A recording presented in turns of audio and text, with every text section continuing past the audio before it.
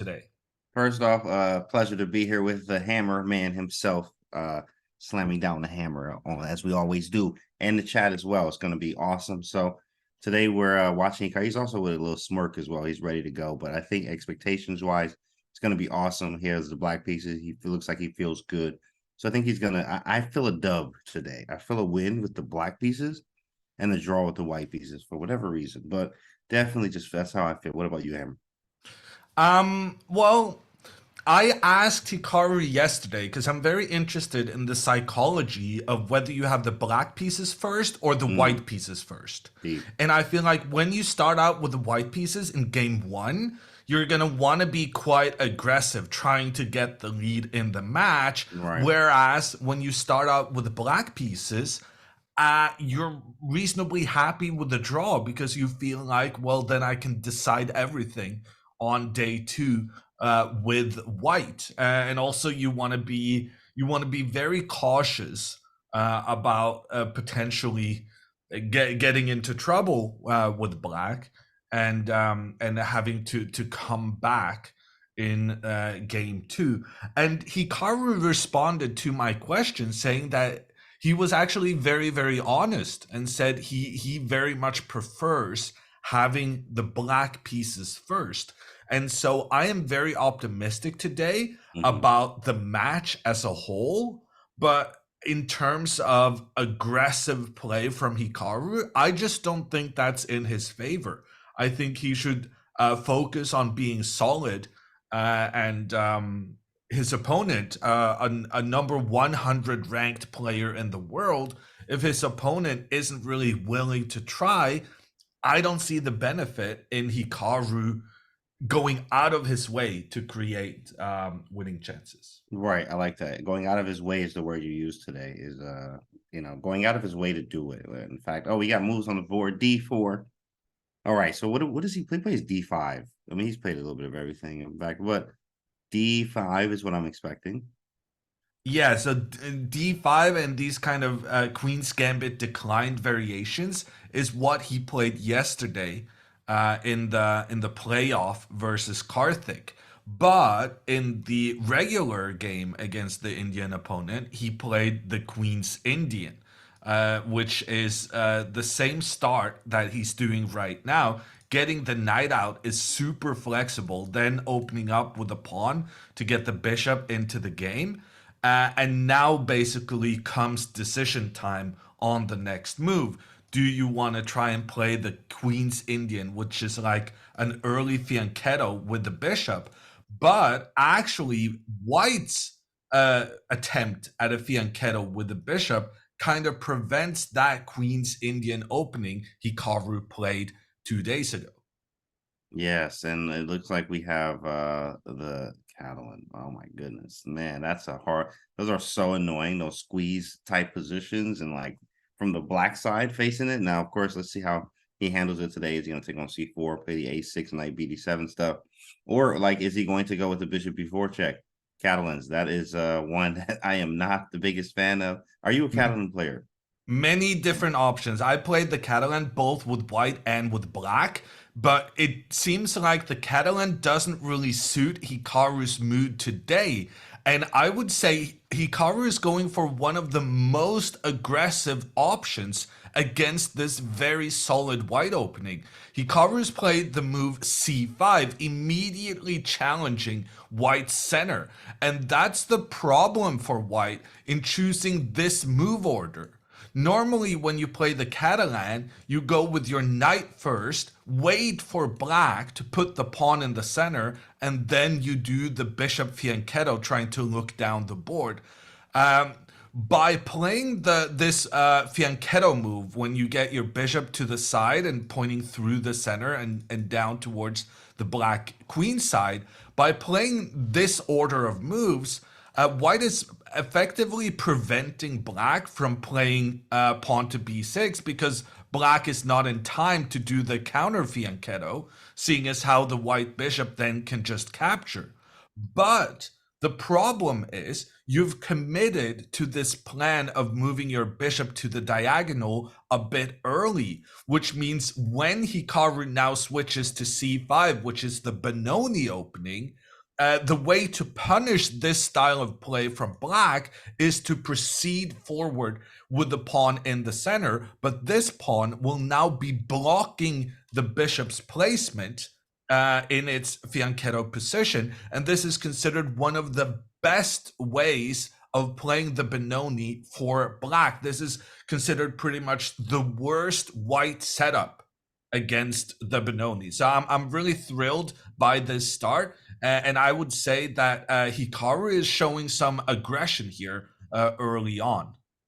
Yeah, that's actually a very good observation with this Benoni option against the Fin Shadow variation.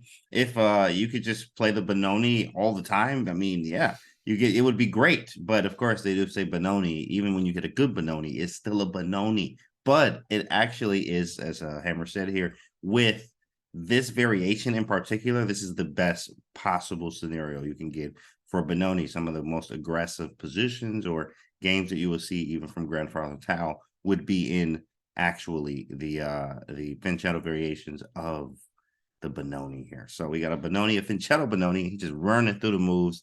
Very easy. Theory is going to be up to like 12, 13 moves till we see maybe a deviation.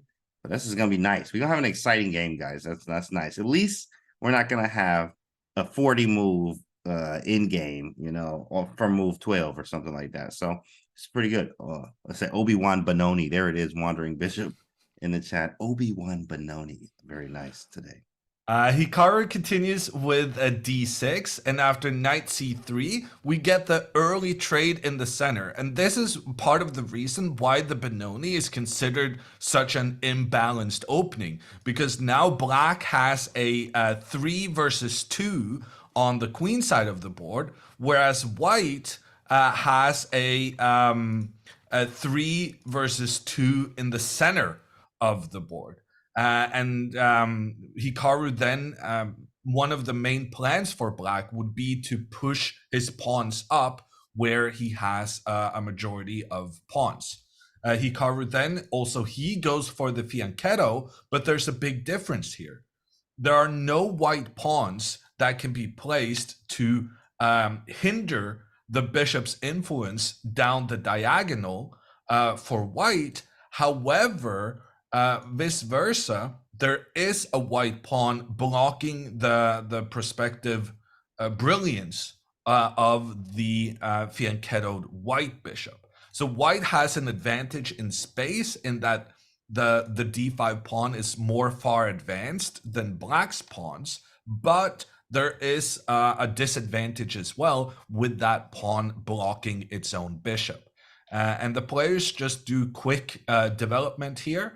Both players getting that early castles, and then Hikaru plays rook to e8, utilizing the fact that he has made that pawn trade in the center, and now the rook gets to point down with no black pawns blocking its path. Yes, this is nice. I am a fan of this. If I could play, Benoni all the time. Once again, I love King's Indian, Grunfeld, anything with a bishop on g7. It's a nice place to be. And of course, Hikaru with that bishop on g7. We already know he's a King's Indian specialist, or used to be. I mean, he just doesn't play it obviously anymore. But he can play really anything. But here, I like the aggressive intention already. We also have the plan set. A6, B5 is stuff we want to play, obviously. Knight E4 sometimes, and sometimes you even bring the knight over to H5. It just depends on the lines that, obviously white is going for. But so far, so good for our boy here with the black pieces. Looking good. I think we have a move, bishop f4. Is that?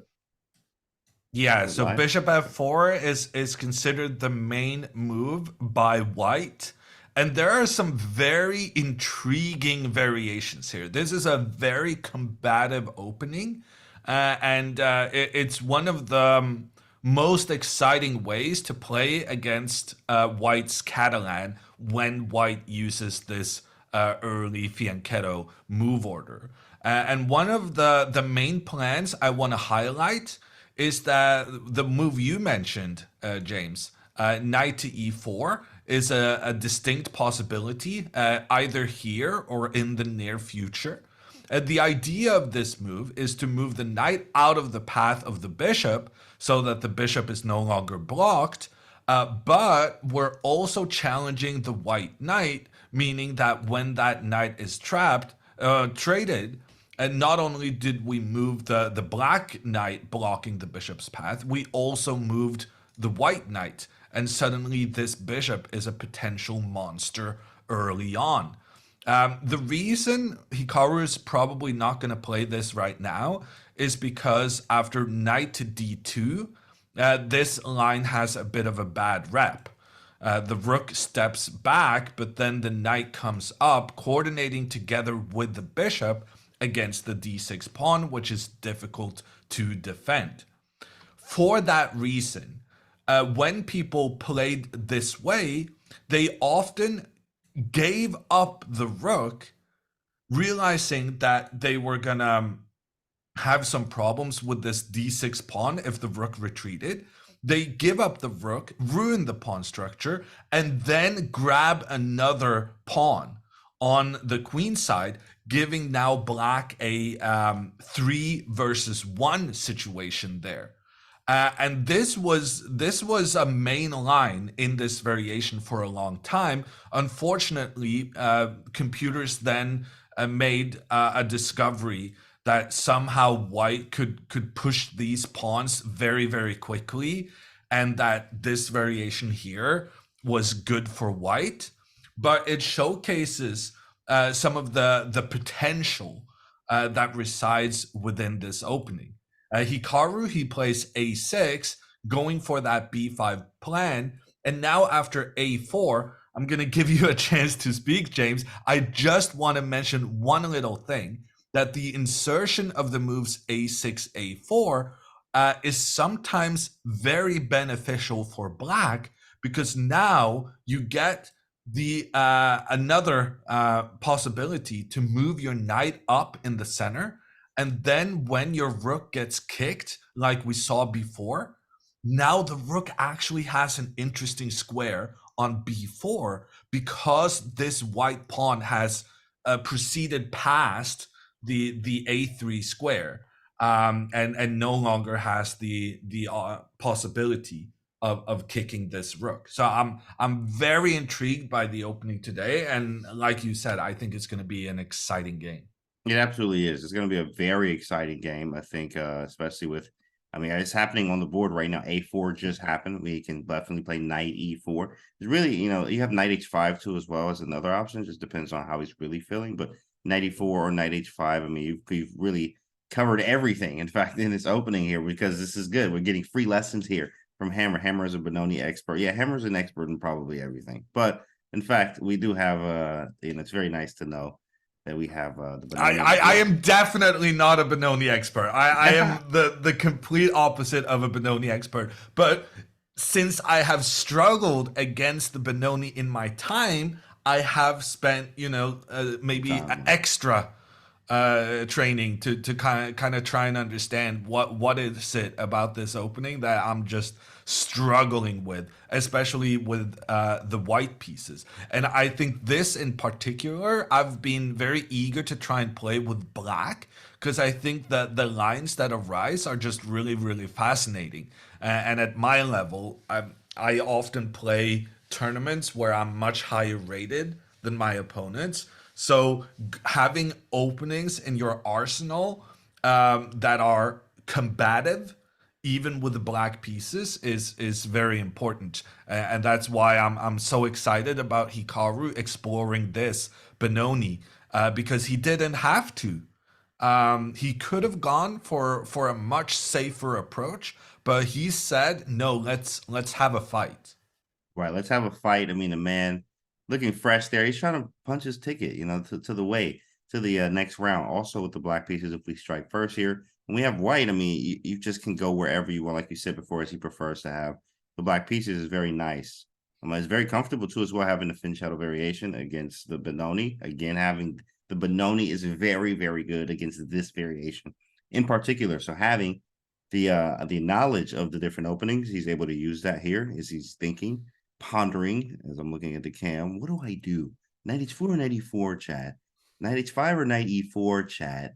One or the other is probably going to be played here. What do you think, chat? Is he going to play knight e4 or knight h5? My guess, I want to go with knight h5. I do remember seeing this and some fun lines. Knight h5, but knight e4 is probably going to be played. What do you think, Chad? E4? Um, I mean, I'm probably I do think 94 has a bad reputation. But I think more so I'm very concerned by the fact that Hikaru is thinking. Mm, Because this is the main way of playing this with the white pieces.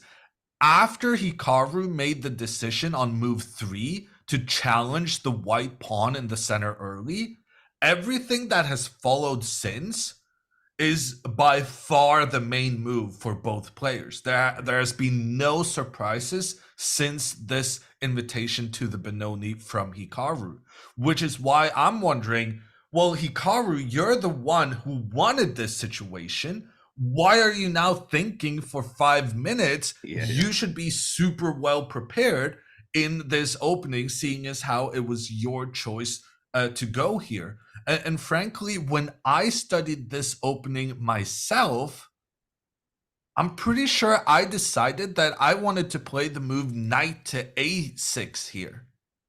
And That's that I nifty. preferred this move to all the other options.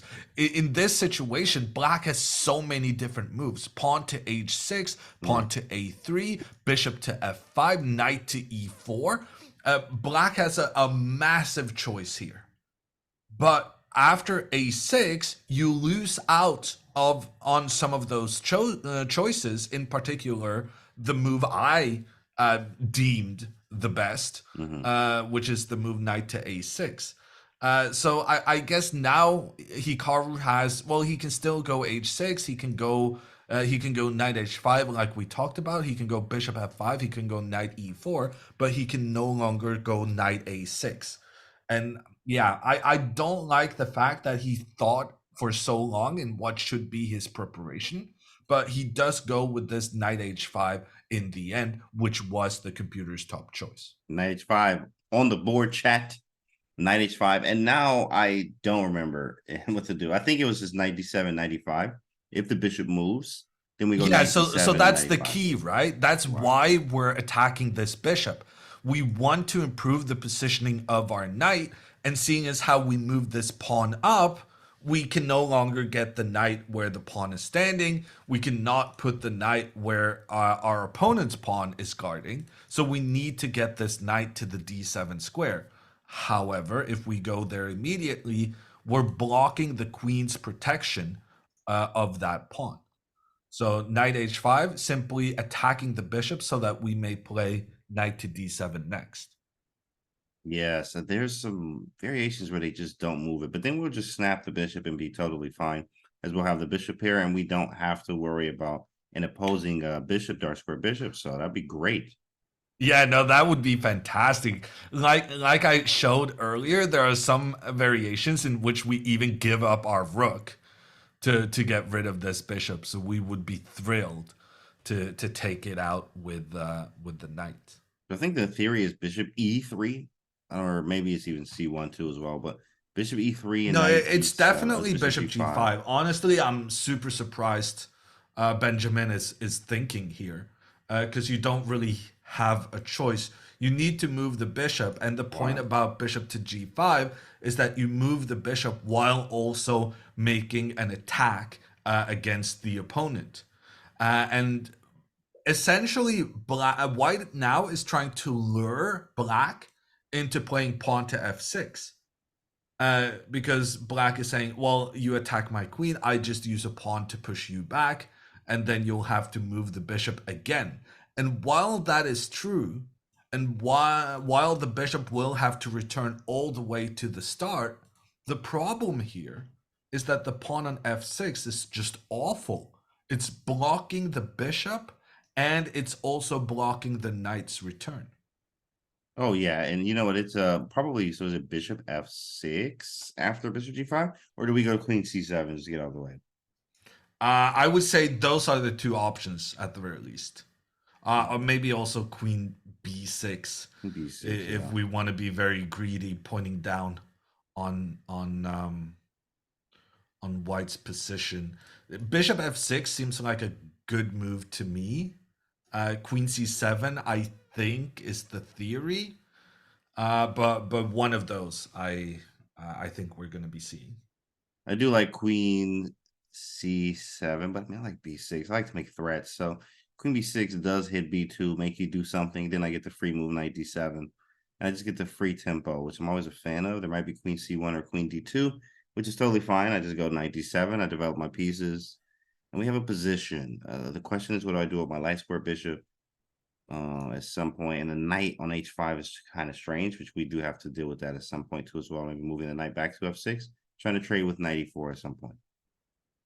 Yeah, okay. It seems like Hikaru's back on track with his theory. Maybe he had prepared like three different moves here, and he needed to decide which move he wanted to go for in this particular match. Because even though he spent lots of time on this knight h5, afterwards, he was just instantly, once he returned to the board, he instantly played his queen up. Queen c7 on the board here.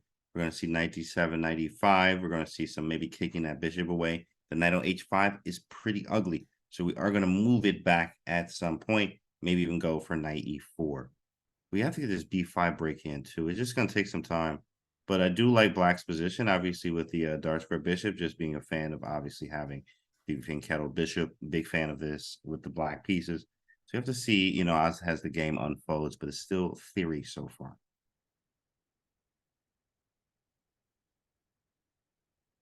And for Gledura, I mean, I don't think he could have expected this opening from Hikaru. Mm. So, if anything, I'm very surprised that the Hungarian is up on the clock.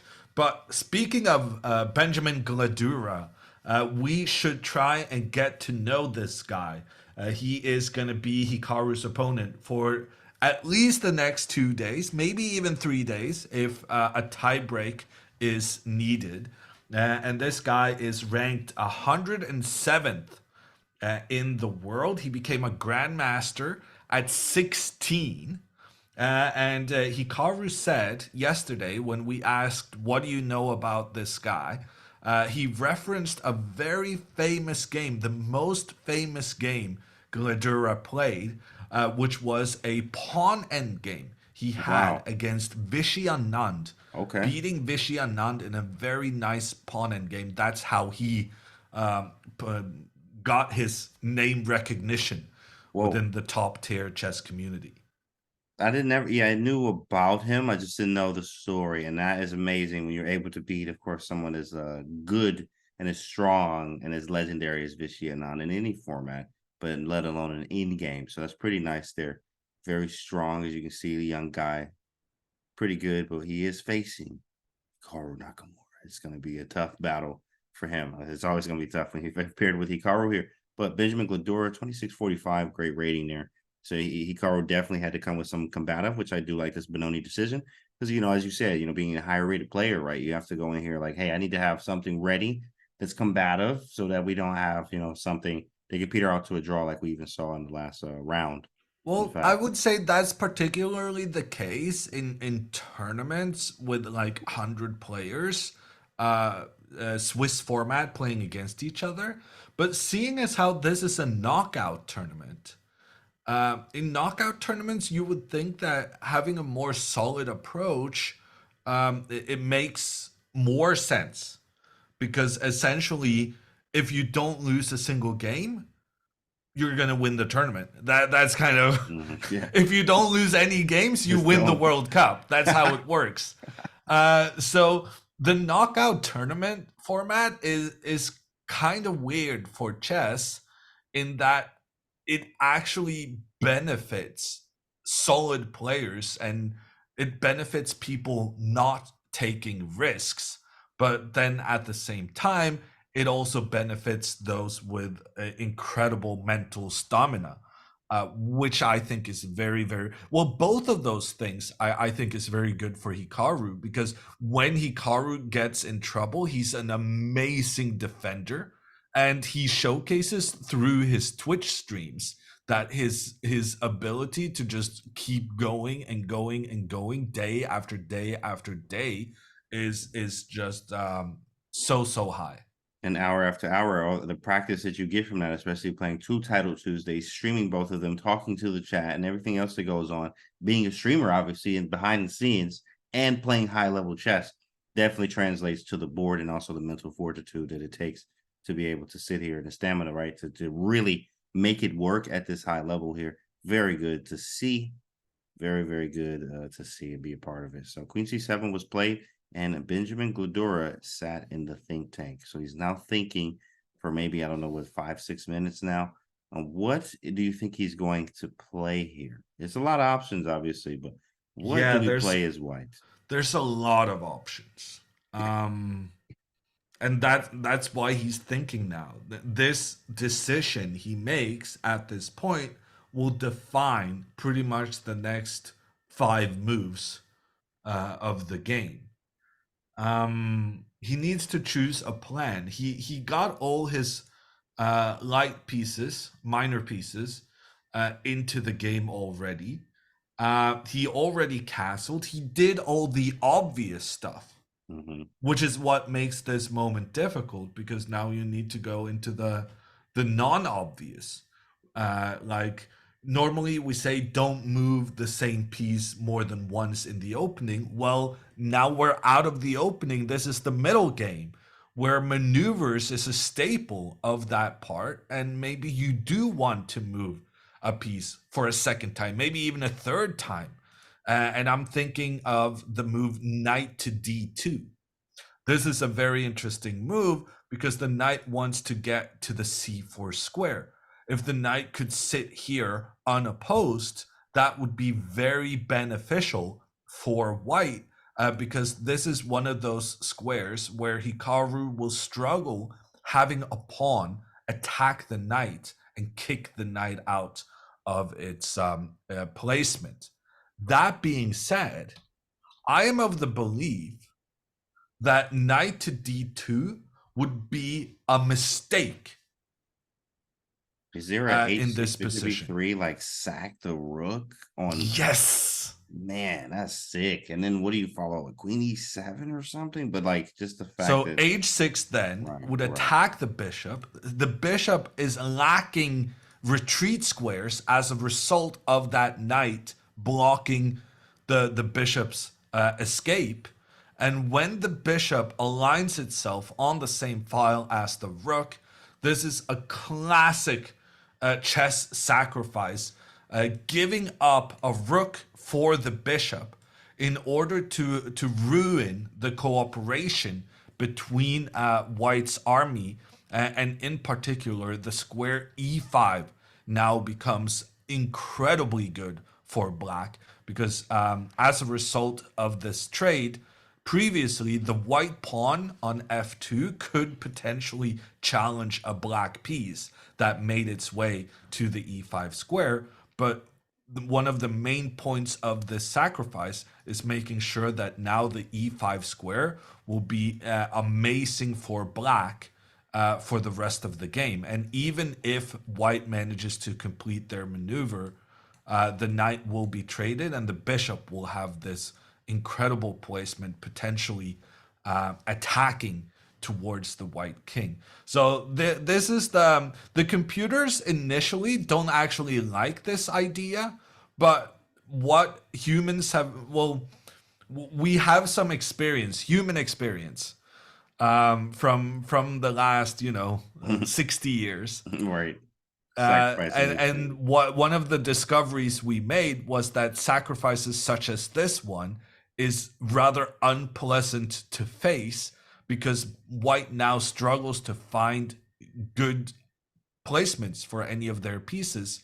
And with this pawn structure ruined and this pawn standing in the path of the bishop, the more the computers think about this, the more they actually appreciate the possibilities in black's camp. Yeah, definitely difficult. So the 92 knight c4 idea is not a good one, which I'm sure Benjamin actually maybe understands that. So maybe you go with something even slower like rook e1, h3, rook c1, these moves to slowly improve my position, which is very standard, just to improve the position and figure out what to do later. Maybe queen d2 as well, but that kind of Well, helps, queen you d2 is know, what makes the most sense to me. yeah, just queen Because d2. then you stop this idea of the bishop getting kicked.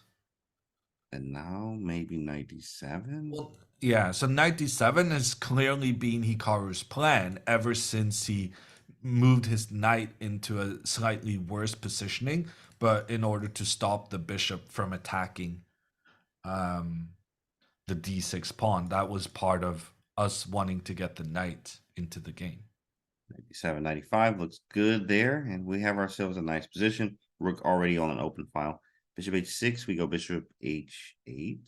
Yes, Just kind of because we chill. we want to keep this bishop. Your love for the bishop, James, is not The special without kind of love. reason. Absolutely. That bishop can be a potential monster, so we would definitely want to keep it on the board. But it means that White's bishop has improved its positioning and now exercises some influence close to the Black King, which may be uncomfortable. Slightly uncomfortable. True. Very true. Definitely 90. I want to get b5 in too. A lot of times, if you get b5 in the Benoni, you're good. You're having Yeah. a great day. So rook b8 maybe might be parried by a5 to try to stop. It doesn't really stop it. I do play b5 and it opens the file. So that is something to pay attention to. Rook b8, a5, b5 anyway. Takes, and then we have sort of a knight or feel to this with the bishop on g7, the strange knight or, but queen exactly with queen b6 or rook b6 here and attacking b2. And I mean, this is a beautiful position for black. Yeah, well, this is where our different styles of play come into it, right? So this is classically one of the positions I would very easily misjudge because I'm a very simple guy. I look at the pawns. And when I see black has one pawn standing alone on the side, and then two pawns in the middle, and another three pawns working together on the king side, this is three pawn islands. Whereas white has one pawn standing on its own, but then actually these five pawns on the king side all work together because we can kind of create a little, they can all potentially protect each other in the future, which is the criteria that this pawn is a bit on its own, but it can be supported by the next pawn soon thereafter.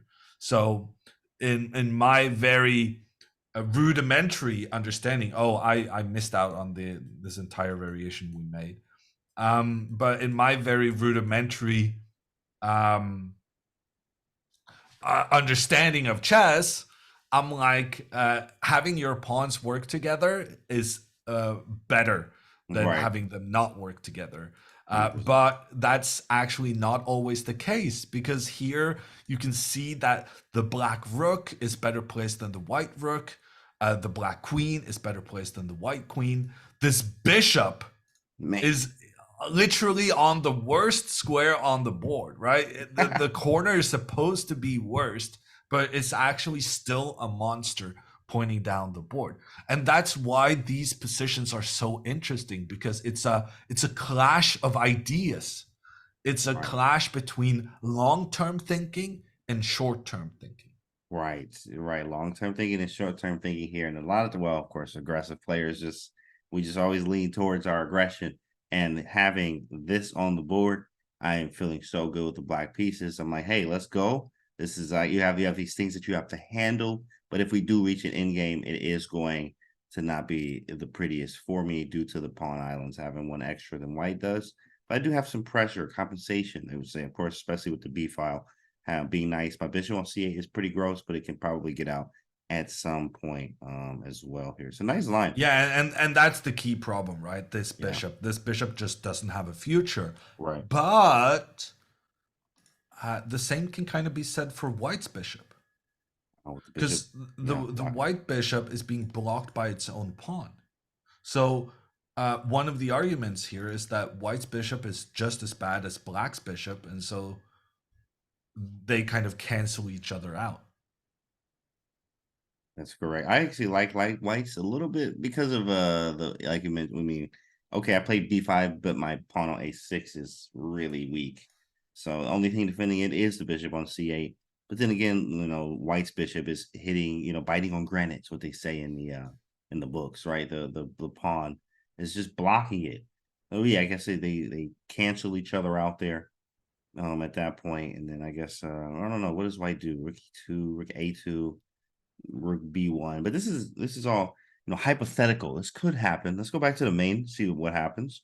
Did anything happen? Did he make any move? Nothing. Queen No, c7. He's still in he's the still think tank. thinking. Dang. So the big question now is whether or not Hikaru is still in his preparation. So Hikaru early on spent quite a bit of time on this move knight to h5. And normally, when you spend some time, it's because you're out of preparation and need to kind of figure out what's next.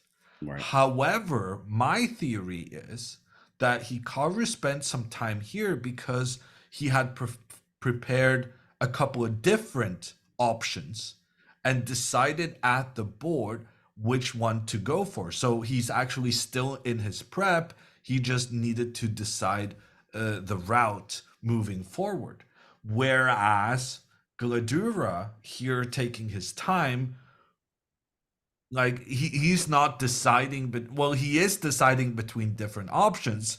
But since he spent more than 15 minutes, it probably means he's deciding between different options he didn't prepare. Because if he had actually prepared something here, he wouldn't spend this much time, in particular when playing against Hikaru.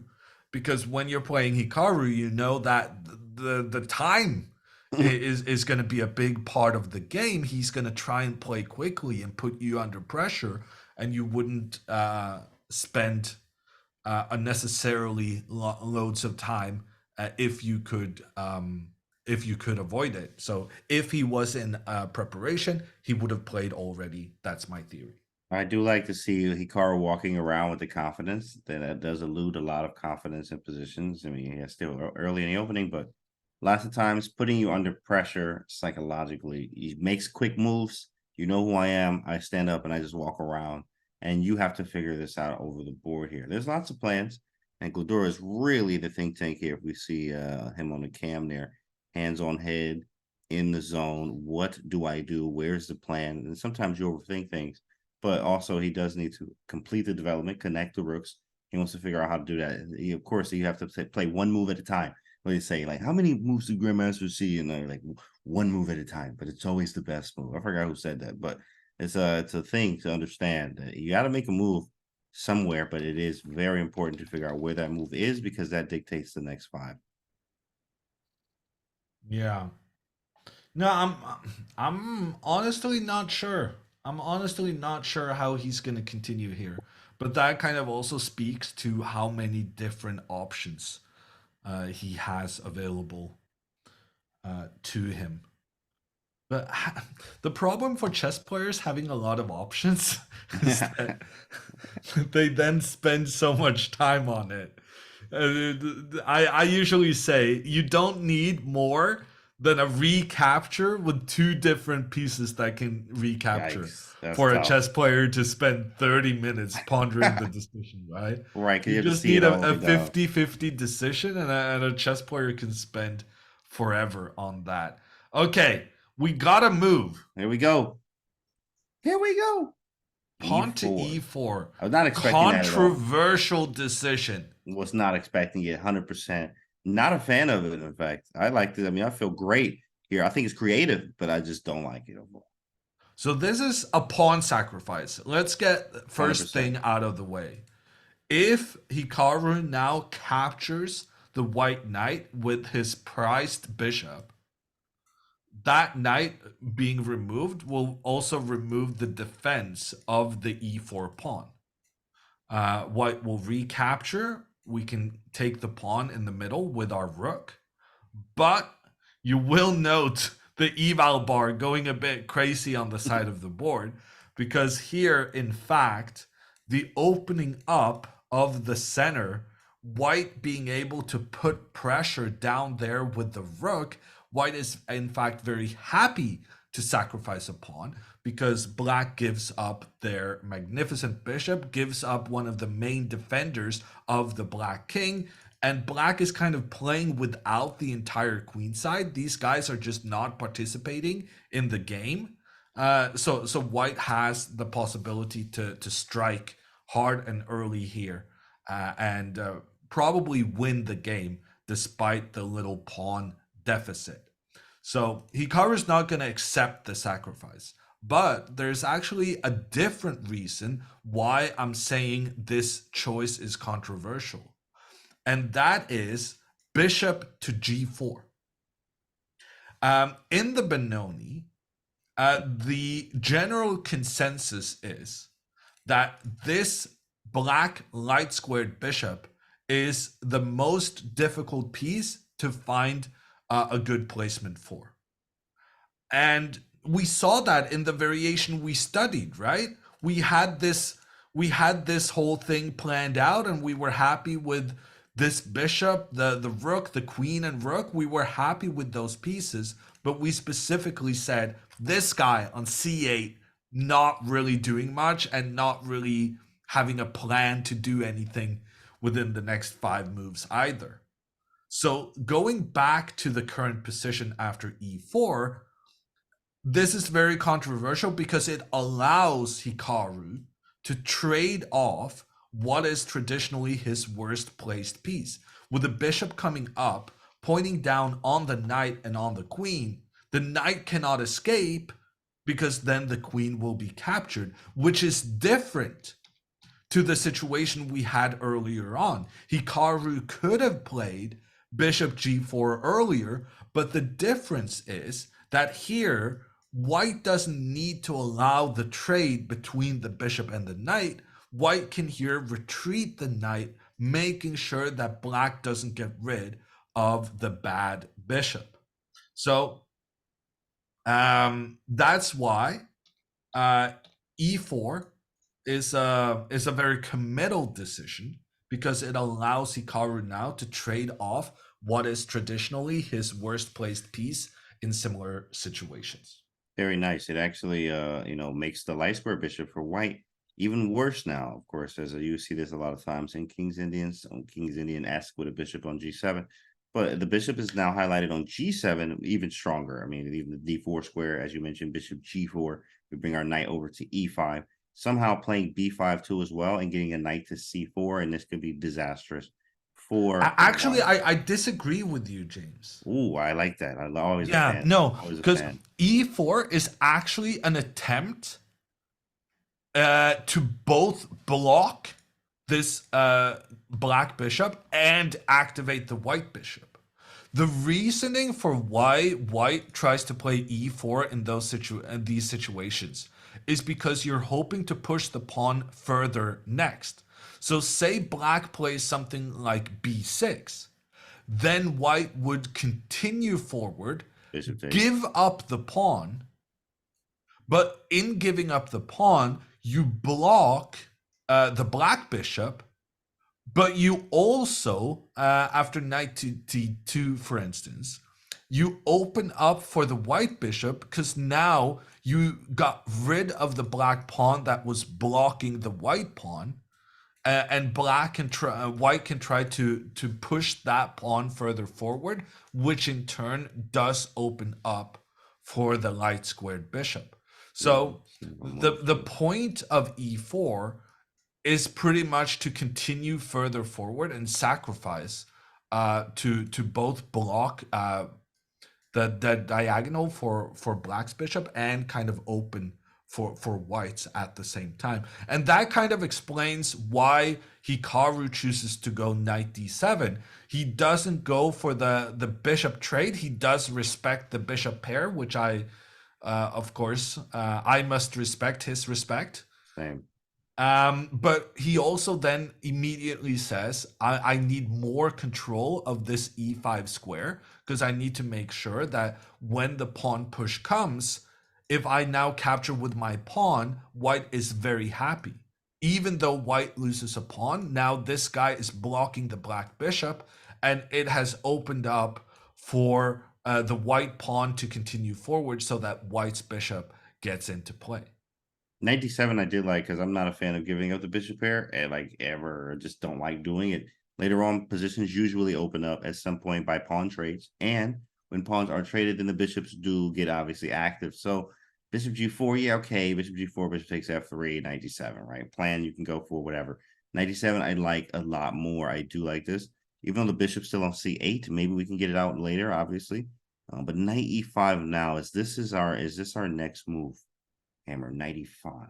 Are we going for 95 or rook b8, b5? Maybe knight b6, knight c4. That doesn't look good at all. But the knight e5.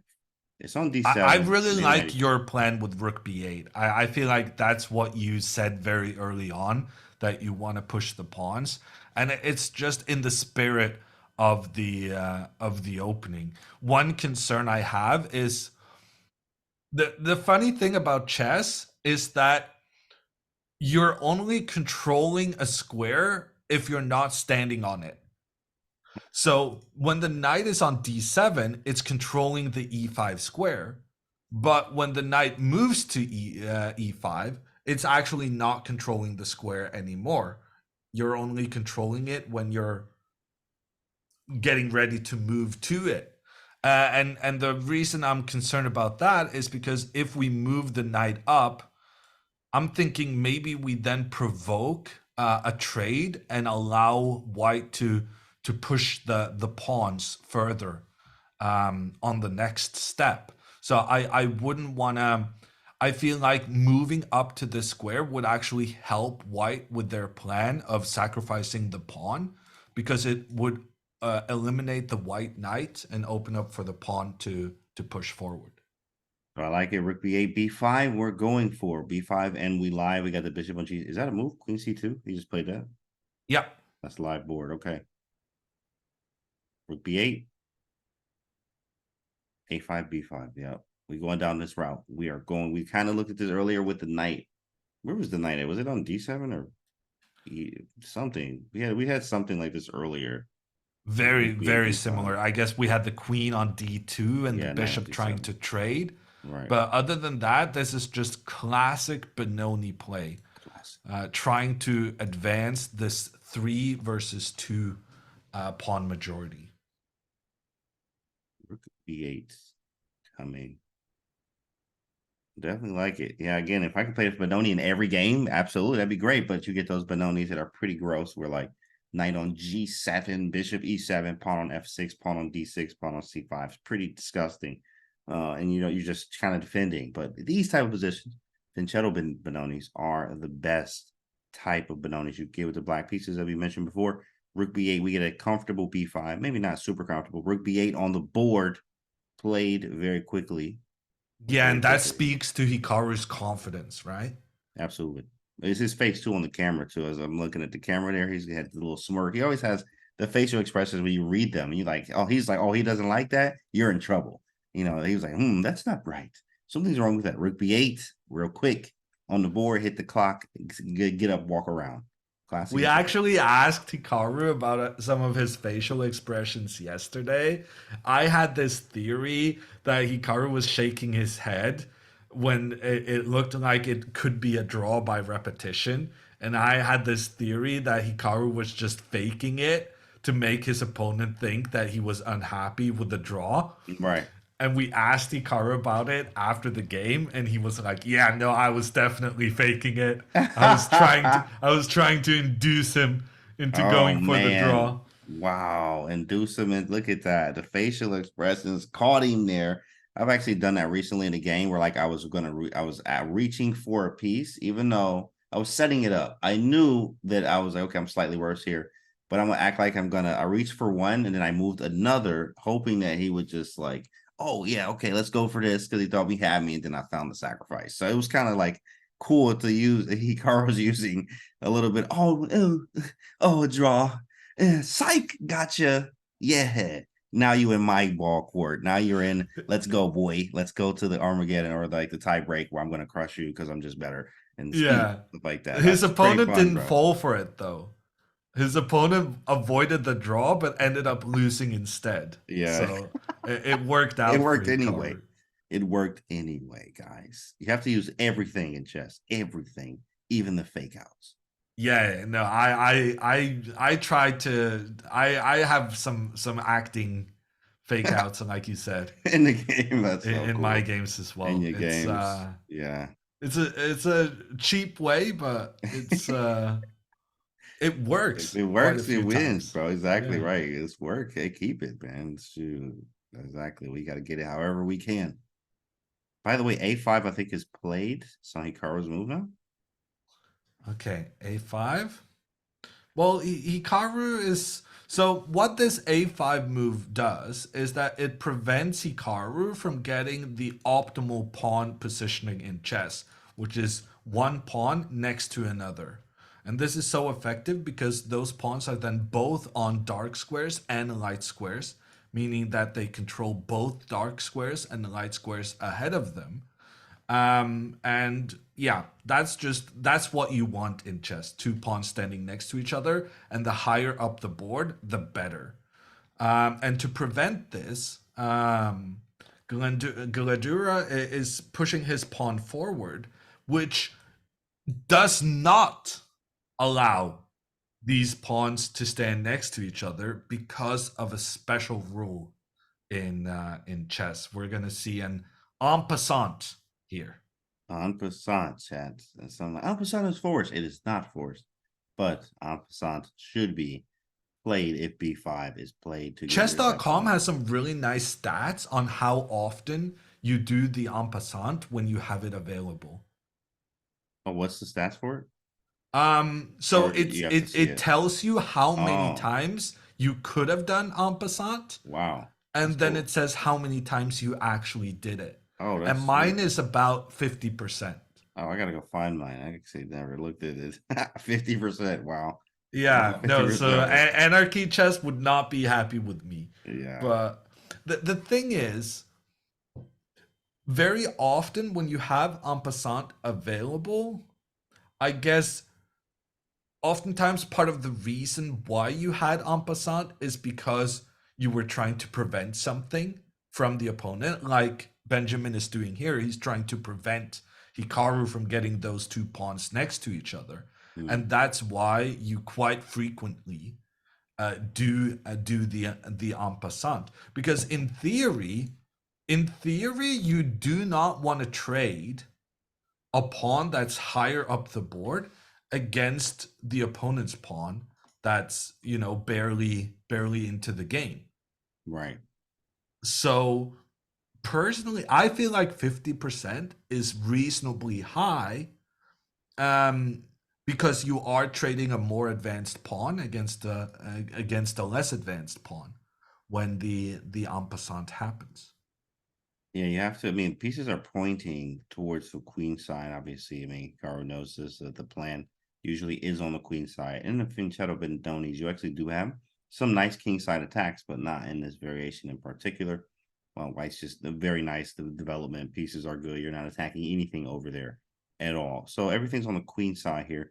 B5 makes the most sense. We also have B6 too as well, I guess. I mean, because he can't get away from it, but B6, B5 is whatever. B6, that's a weird move. B6 is kind of the trappy move that you would play against people on the internet, Right, because you know that, well, if I do b5, they are 100% going to do the en passant. So right. I'm just going to go one step B6. forward, and then maybe my opponent doesn't do anything about this situation, And then and then go I'll be able to get my preferred pawn formation. on formation. Very nice. Very, very nice. Yes, So when B5. playing against an internet online memer, to increase your chance of getting this pawn formation, you should probably just This B6. go Very one easy. step. B6 in and see what happens. Big fan of it. B5, B6. Hikaru on the move, though, keeping the time edge 7 minutes here. Very Kusala in nice. chat says en passant checkmate has to be pretty rare. Yes. And I can't avoid telling my story Oh wow. when that topic comes up, You because have an en passant checkmate I actually did an en passant checkmate on Magnus Carlsen on earlier Magnus this year. Carlsen. Oh my goodness, bro. It That is is it was my absolute peak as a chess player. ever. I don't think it gets better than that. I Yeah. really should have just retired on the spot. Wow. Yeah, he's retired on the spot. Yeah, I would probably just frame it, put it somewhere in the house. So, when you wake up in the morning, imagine how you feel if that's the first thing you see when you wake up in the morning. Okay, that's the type of level. Yep, I'm getting it framed. I 100%. probably should do that. 100%. Have it all around the house. People come in. What is that? Oh, that's my greatest piece of work. Thank you. Don't touch it. Don't sit over there. Right. Very important. Now I want to do that, James. I'm so tempted right now. Oh man, go put it in the I glass should do frame. that. Exactly. Keep it there forever. Forever. Right. Anytime Magnus talk trash or whatever, bro, you remember that Alphason checkmate though? You remember that, Magnus? What about the Alphason checkmate? Yeah, bro, Was exactly. it a classical Exactly. game? Asks Jack. And Marco says, story, story, story. It was an online game. It was when Magnus had this, he had like a 2 week period where he suddenly started streaming every day. It was the first game of the stream. And I was getting outplayed. I was getting crushed. But then he made a blunder, which allowed me to first sacrifice my knight. Ooh, Then I sacrificed my rook, dang. and then I got the en Alphason passant checkmate. in That's the end. Yeah, gross no, there. it was. I definitely should frame it. Yeah, yeah, yeah, absolutely, Yeah, 100%. Yeah, get no, that I'm frame, gonna have him follow up sign on it. that You know idea. what I mean, right? Or maybe get a signature from him for something else, and then put that on the thing. So you can see Magnus signed it and everything. It's awesome, bro. Man, that is sweet. I would tell everybody. My mom don't even play chess. Mom, I en passant checkmated Magnus Carlsen. She like, yeah, great job. Whatever that means, great job, honey. I definitely Do did that. tell my mom that though. Mom, I en passant made it Magnus Carlsen. She like, yes, that's cool. What do you want for Oh no, lunch? no, no, no, no. She's involved. She's an Oh, nice. involved parent. Nice. That's She very knows her en passants, and she knows her wow. Magnus Carlsens. She's like, yeah, did you see the Magnus Carlsen and Catalan? Like, mom, yeah, I saw it. I saw it. Amazing. Amazing. And we have Hikaru still in the think tank. A5 was played. What are we expecting? B5? Is there anything other than No, I B5? don't think there is, which is why I'm surprised Hikaru is thinking right now. Yeah, Because he's always B5 is kind of the move that, yes, mhm, it kind of damages Black's pawn structure mhm. in that these pawns are no longer connected. But it's also the move that is going to be a brilliant future for the queen, for the rook. We could even take back with the knight. This could potentially just showcase the energy in Black's pieces. And right now, these pieces are kind of stuck. Yeah. They need the B5 move to kind of free up some space and show what they can do. Yeah, of course, the space is evident here. White has everything developed. Rooks are connected. We are like 2, 3 tempi away from doing that ourselves with the black pieces here. And B5 frees up all of that. So, of course, we were thinking B5 could be played very quickly, but also Hikaru has something else in mind. Maybe C4. Is C4 a move? That's kind of committal, though. I mean, I want to put Yeah, that knight on C4 C5, is but it's like a classic move in these kinds of position, but like you said, very committal because now that guy is on a journey on its own without the buddies to right. support. Correct. Yeah, weak pawn there too. Like it's very committal there. So not C4. He didn't play B5 yet. C4 looks explosive. Yeah, it's explosive, right? F5 is too much. 95 again. Bishop takes. You play F4. Not good. Um, Knight F6. Knight back to F6 is a move. These are Yeah, all the options for me. that's really the only other option in my opinion. Right. Either you put the knight that's on the edge of the board back into play, or you go B5. There's There's nothing in between as far as I can see. Like, what are you going to...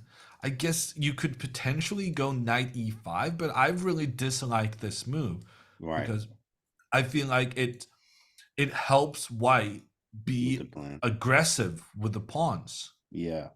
And Check. I could potentially see a circumstance once again where white sacrifices a pawn to try and open up for the bishop. Okay, computer hates it, but Peter this hates is the everything kind we of do. Like, ideas that could yeah. bring some life into this bishop getting involved into the game. Right now, it turns out Black's bishop is the monster.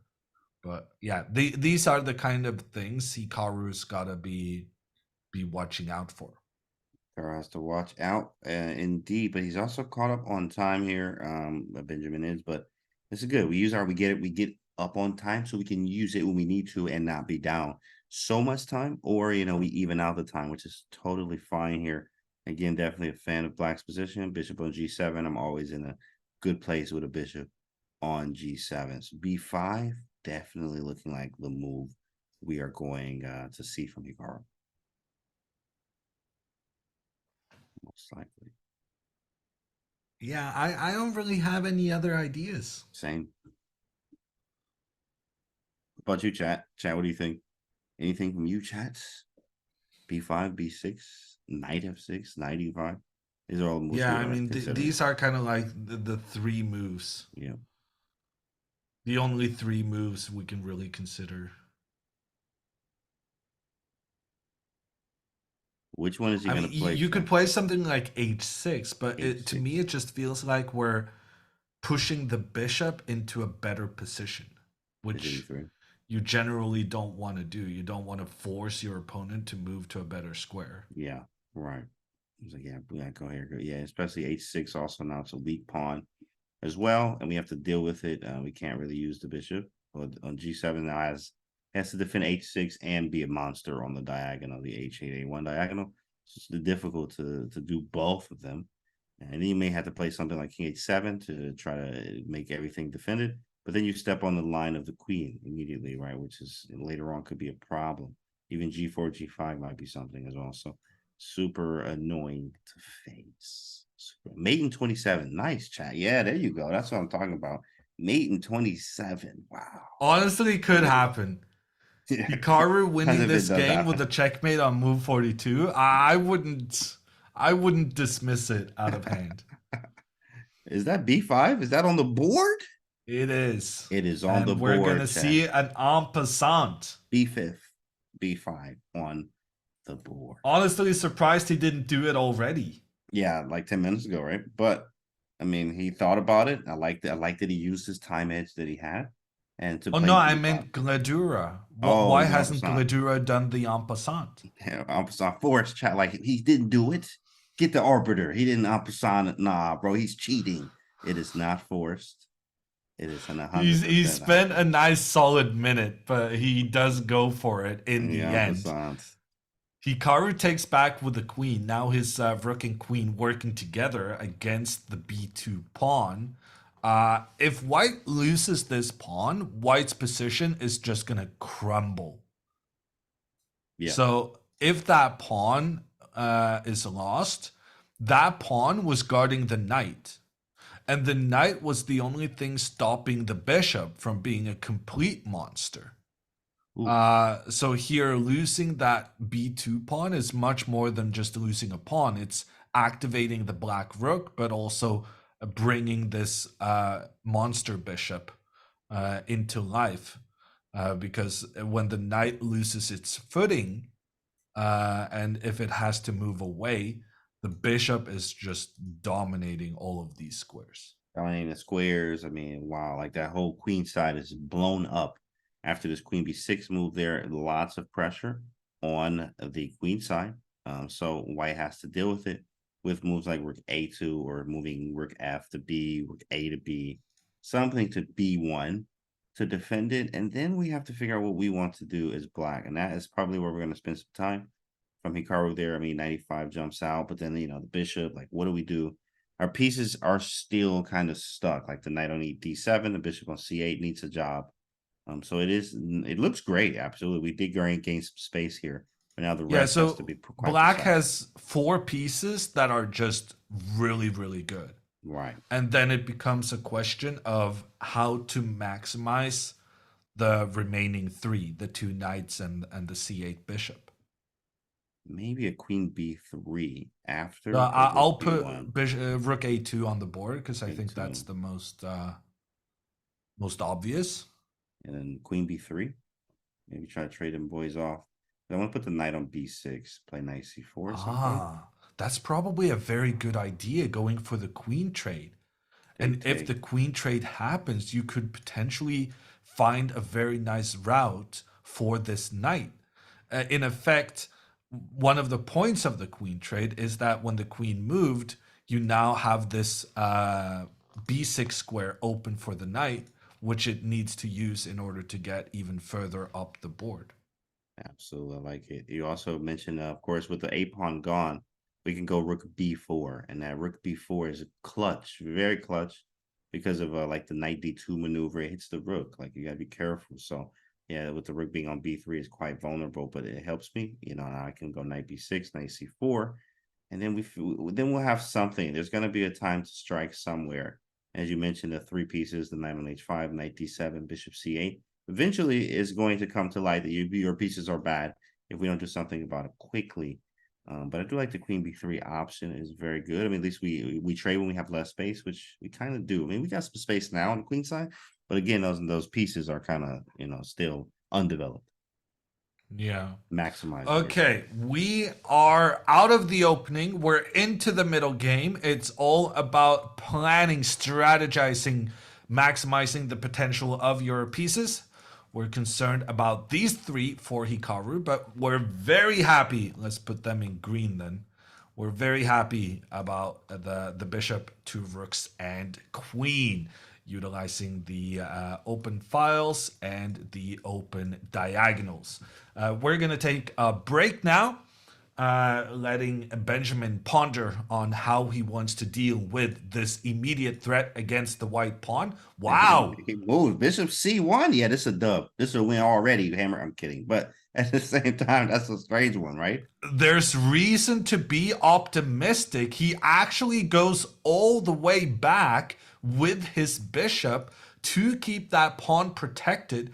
But I mean, from a very human standpoint, it feels like the storytelling here is very clear. Uh, Hikaru is pushing his opponent back, having him make undeveloping moves. And that is reason for optimism. So we're going to take our break. We're looking forward to seeing what Hikaru does. I'm expecting him to move forward while his opponent moves backward. We'll Backward. be back in a bit.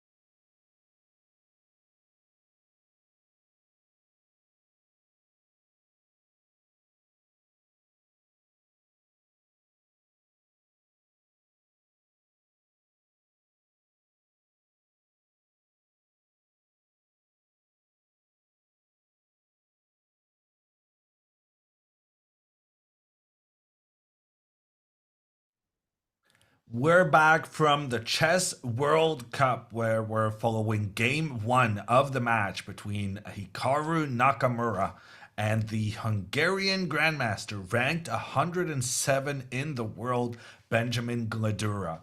And so far, we're very happy with this game because Hikaru has forced his opponent on the defensive with the most recent move being a white bishop moving from Hikaru's half of the board all the way back into its starting position. I'm Jon Ludvighammer. Together with me is James Conti. And James, we're feeling optimistic now, aren't we? Absolutely, especially after bishop to c1. We like, bro, what are you doing? The bishop, he undeveloped his bishop, like at a high level game against Hikaru Nakamura, all bad, right? It just seems bad. The reason being is because you just don't want to undevelop your pieces in principal chess. But I mean, okay, it has some standard to it. The black still has an undeveloped bishop on c8. So he's like, yeah, I mean, you have one too, but in fact, my bishop was already developed. So to undevelop it just to protect the pawn gives us a sense of optimism and feels nice with our activity. And Hikaru on the move, he knew we were back. So he made a move, queen b3, which is something I pointed out before. This queen trade feels nice. I'm very, very happy with his position so far. And so the format of the Chess World Cup is a knockout one, meaning that Hikaru now will play two games against this Hungarian Grandmaster. And if the match is not decided in those two games, there will be a third day for tie breaks. And that creates an interesting dynamic in that Hikaru starts out with the black pieces.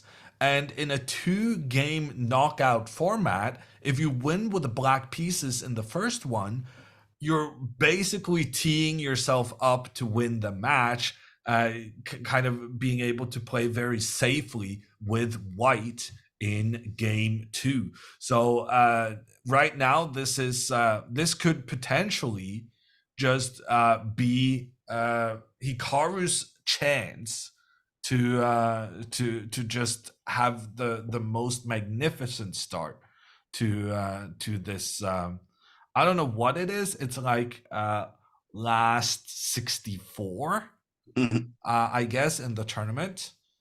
Is that what you call it then in English? The Yeah, match of last 64? right, exactly. Last 64, right? Yeah, it would be that. Correct. And here, wow, Which means we're only beginning. We're in the starting that's phases of crazy. this tournament, but still difficult opponents throughout. So anytime you can win with the black pieces, Yes, you take those. everyone. We take those. We take those guys. Queen b3 on the board. Do like the fact that we are making you do things. If you think about the last few moves, we play b5, you en passant. Queen takes b6, we hit b2, right? Immediately, the bishop is pressuring also on g7 on the queen side. Queen b3, making you do something. Every move so far is something, tempo, or making white a little bit uncomfortable, which is things that you need here for giving white more chances to make mistakes. Yeah, and I like the fact that you highlighted in particular the C3 square because I feel like that's what this move is all about. Moving the queen up is provoking the trade of queens, which means that white loses one of the defenders of the C3 square, which right now houses the white knight. But after the trade, it also enables black to get another attacker. So we're about to go from a situation where white had two defenders on the knight, whereas black had one attacker. And here, if the trade happens, then black will suddenly be the one with the two attackers with one defender being available for white. So it's kind of it's turning the tables on the c3 square, and if the knight evacuates from this square, it's going to open up even more for this fantastic bishop. Absolutely. Of course, as we point out here, you cannot take on e4. Why can't we take on e4, Hammer? Asked the class. Raise your hand. Why can't we take on e4? The unfortunate circumstance here is that while we do like the rooks getting into aggressive positions, sometimes when you move into enemy territory, you get caught. And here is one of those circumstances where the knight manages to attack both rooks at the same time, giving white a favorable trade because the rook is considered better than a knight and a pawn. Exactly, and that is the problem. So rook e4 would not be a thing. But then again, looking at this position with his pieces on the back rank and knight on f3 here, yeah, definitely liking black here. But we still have to develop our pieces too, like the knight on h5. On the contrary, pretty gross. Has no squares, but an f6 which blocks the bishop. Yeah, but that's also what I like about this move Hikaru just played. That by moving the queen up, you're freeing the square b6. So previously the queen was on the square, but by moving the queen up, we both take out the opponent's queen, which in some circumstances would control the c4 square, and we often also free up the b6 square for the knight, which means that if a trade now happens, the next plan Hikaru would have is moving this knight up the board to try and help even further in this massive pressure we're exerting on the white queen side. Very nice, very nice initiative. I think we have from black here. Queen b3 is forcing a trade. I think you don't have a move besides trading. I mean, he could try something else, but queen takes b3 seems like the best. Then after rook takes, we have to maybe move the knight, as you pointed out, knight to d1. It's like only move really. Like, do you have anything else? Knight d2, knight d2. I think knight d2 is likely to be played. Just in terms of White realizing that he's about to come under tremendous pressure on the Right. queen side. So you're pretty much just going to have to move more pieces over there. Yeah. So knight d2 makes sense, trying to kick the rook out. But the rook isn't getting kicked out further than just one square back. And now your knights are kind of looking weird because the one knight is blocking the bishop. You're not doing anything to try and mitigate this Fianchetto bishop looking down the board. Computer says this is equal, but to me it Unpleasant. looks very scary for white. Yeah, unpleasant is what they say. It's unpleasant. Yeah, it's an unpleasant position for white, as black is going to try to untangle and improve the position. Obviously, we don't have any pawn breaks yet, but we can still improve bishop d4, knight b6, bishop d4, knight f6, and then knight over to b6, or something like it's knights that can get to e5, to d3, like all kind of stuff can happen. Yeah, no, that's a big shout out there on the d3 square. That would be juicy if we could Very get the strong, knight up there. very strong. So no, I'm not liking White's position. Quite simply, I think in practical play, it's very unpleasant having to deal with all the threats Hmm. Black's bishop can create on the diagonal. Um, so if I'm Gledura now, I'm very nervous. There's one good thing for him, and that's the fact that they're equal on time. Yeah. When you're playing Hikaru, you gotta check in on the time situation. Right. I mean, my time's good. So It's you're fine. happy being almost equal there, but I'm not sure that's gonna stay equal in this next phase because Right. coming up the next 5 moves, I think it's gonna be so much easier for Hikaru to find a good plan than it will be for Gledura. Yeah, it's Hikaru walking around too as well. Like the signature make a move and walk around. Eludes a lot of confidence here as Hikaru just walking around doing this thing. Let me get some coffee, right? Let me just like look at every single game going on because you're gonna be here for a while, Benjamin. And also I know he's looking at his board from wherever he is. This is just like chess players do that. Like you know where your board is and you're looking and sometimes you even checking your the facial expressions of your opponent from a distance. Really like weirdly just stalking your opponent, like from across the room. And I do this all the time, where you're just looking at them to see if you get any emotion out of them. How do they feel about the position? And you're like, oh, huffing and puffing. The you hear that, and you're like, yes. It's so many things happen. Not just the moves here, but it's very important. And I think Benjamin definitely feels some pressure. Yeah. I was just thinking sometimes it's not exactly the same as what you were saying about making sure you kind of see the opponent's reactions. Yeah. But I also thought that sometimes I pretend like I'm going to the bathroom so that they think that if they move now, they're gonna like gain 3 minutes on the Sometime clock. Yeah. make a And, move and and fast. then I turn around pretty Like, quickly psych, and I kind gotcha. of incite them into playing a move. There's Right there's quickly. there's so much more about playing chess. There's more to playing competitive chess than people know. That's right, chat. That's the stuff you don't be missing. They That's missing the there. real bathroom gambit.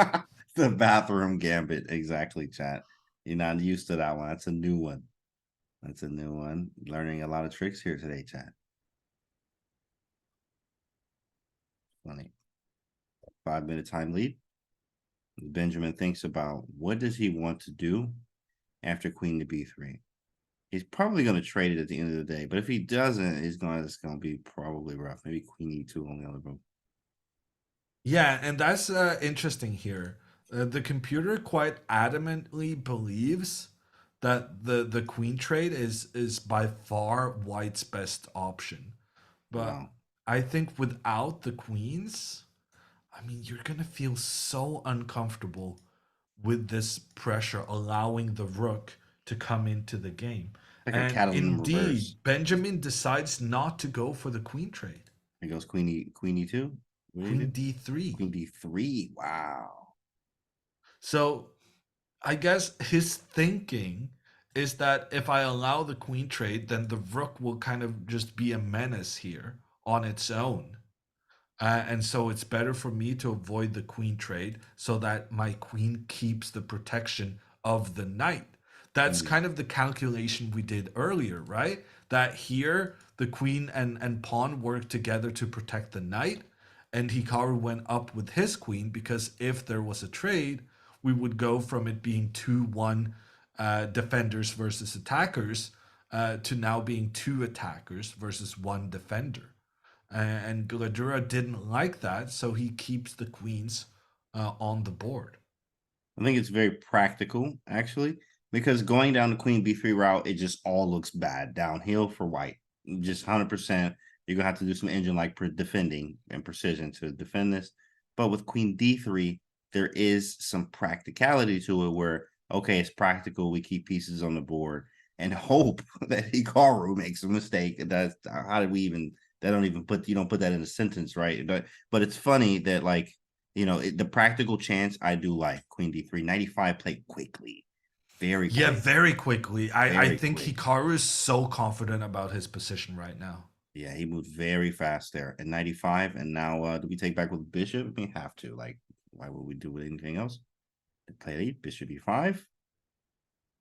So what Hikaru accomplished by trying to get this queen trade, he just got a much more dangerous queen positioning through that.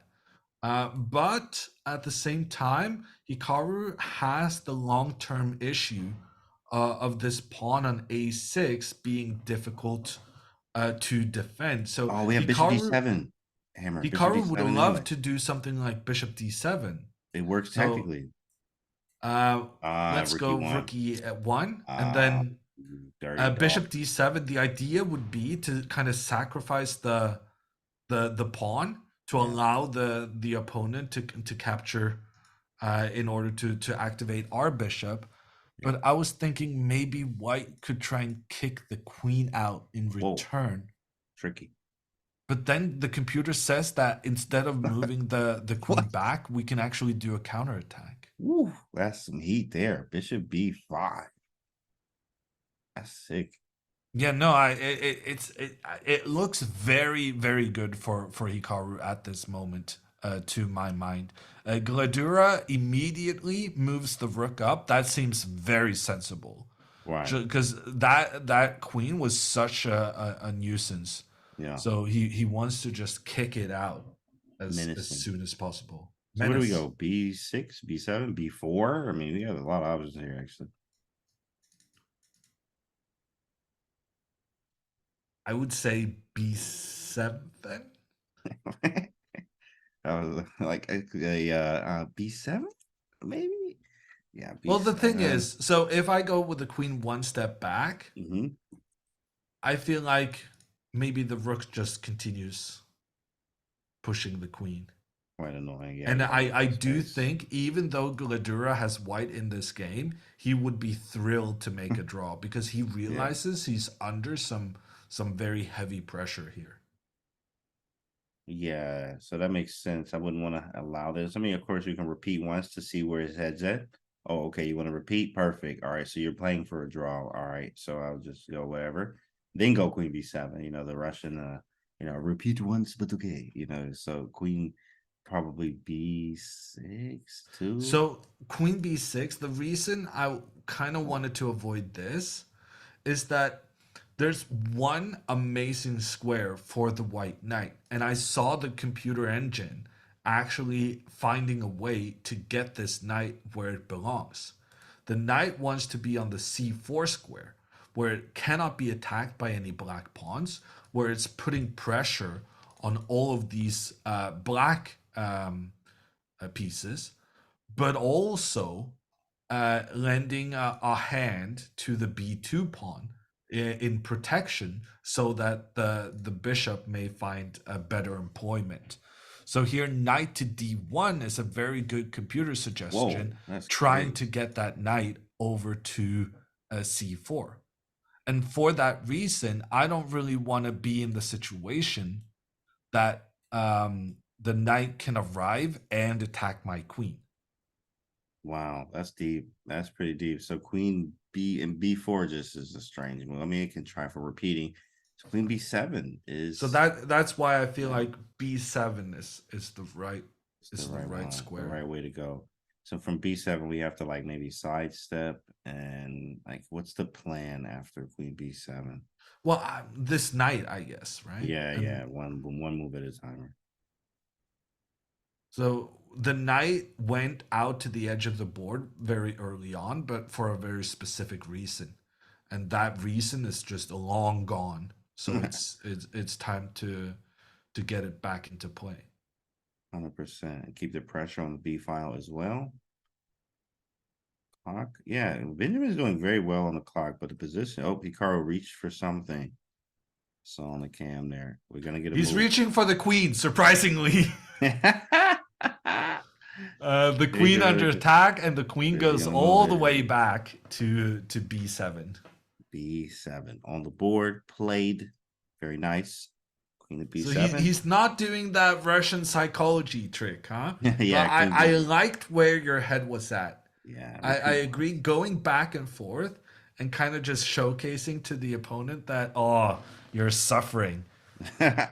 It Yeah, makes a lot of sense. I think the reason Hikaru didn't do it is because he feels like there's very genuine winning chances here. wow. And your winning chances increase when you can put your opponent in time pressure. And so Time I pressure. think Hikaru, by avoiding that back and forth, psyops Mm, situation, I think it's because he genuinely believes he can win this, and he doesn't want to give Gledura another two moves, because on move 40 they get additional time, oh, that's right. and Hikaru doesn't want to allow Gledura getting that additional time earlier than what's necessary. Psyops for the psyops. Crazy. I mean, Inception psychology there. Like, wow. Crazy to think about. And then maybe move 40. Yeah, he wants to keep the time pressure on him. And even a 2 minute time edge is still a time edge. And you have to figure out the problems. And as your time gets lower, you do have to move faster. So that's what Hikaru was hoping for. Also in a preferred position anyway. I mean, our pieces look very good. few moves ago, we were actually undeveloped and had a lot of pieces to activate. Now we have activated pieces. The bishop was very nice. The C1 bishop was on G5 at some point. Now it's back on C1. If you're just getting here, you think, why didn't white develop their bishop? They did, Chad. He did. He moved the bishop off the back rank, and then he put it back on the back rank. So from here, I feel very good with black, especially my bishop on C8 is open as well. Only bad piece I have is the knight on H5. And we can fix that. Right. It's not even that difficult to fix. Do we go F6 or G7? G7 is strange, right? I mean, G7 is only for F5, but Yeah, I would probably just move it back. same. But yeah, the point you made about the time situation, I want to add that even though Hikaru's only a couple of minutes up on the clock right now, you also have to consider what the clock is going to look like in 10 moves. Mm, And often you can actually predict that because it's a common theme that the player that's under pressure is the player that's spending a lot of time on the clock. right. So very often you can actually go into a game and tell who's better based on the clock situation. Nice. And you can just, yeah, you can count pawns and stuff like that, but you can also look at the clock and be like, this guy is down 20 minutes. Probably he doesn't feel all that comfortable and confident about what the best plan of action is moving forward. So more often than not, the player with the most time on the clock is also the player with the better situation. And right now, we know the clocks are about equal, but we also know that Hikaru has the better situation, which will translate onto the clock timings within the next 5 to 10 moves. And with precision from white, you got to be precise and you have to find. And so far, Queen D3, Bishop C1, right? This could get worse and worse, which is good for us as we want Hikaru to win. But it would be very, very tough to catch up on time and position, at least being very precise against Hikaru right now. Look at him confident, sitting back, arms folded. You got Jan in the cam there, Nepo cam. Hikaru feeling confident here in this position, as he should. Position definitely favors black. It's for choice. Having the And the activity trend is also important, and right? trend. Right. Because like if we move back uh not that far, like if we move seven moves back, Mm-hmm. the computer was like, oh yeah, white is for preference, almost Right. plus 0.6. Right. And then we see Hikaru utilizing this plan we talked about, trying to expand his pawns on the queen side, giving himself a slightly worse pawn structure, but really bringing his pieces into life. Actually, they're not forcing, but provoking Gledura into actually undeveloping his bishop. And then Hikaru going for the queen trade. White avoids the queen trade, but then the computer liking black's position even more. The trend in the game is quite important because it tells us who understands what's going on better. And based on the computer just for every move just inching a little bit closer to a Hikaru victory, it tells us that Hikaru is the one calling the shots, or at the very least, understanding the position better. Absolutely. And we do have a Magnus cam there. Looks really quickly, walks away. Yep. Yeah, it's pretty looking good. Everybody just watching the Hikaru game.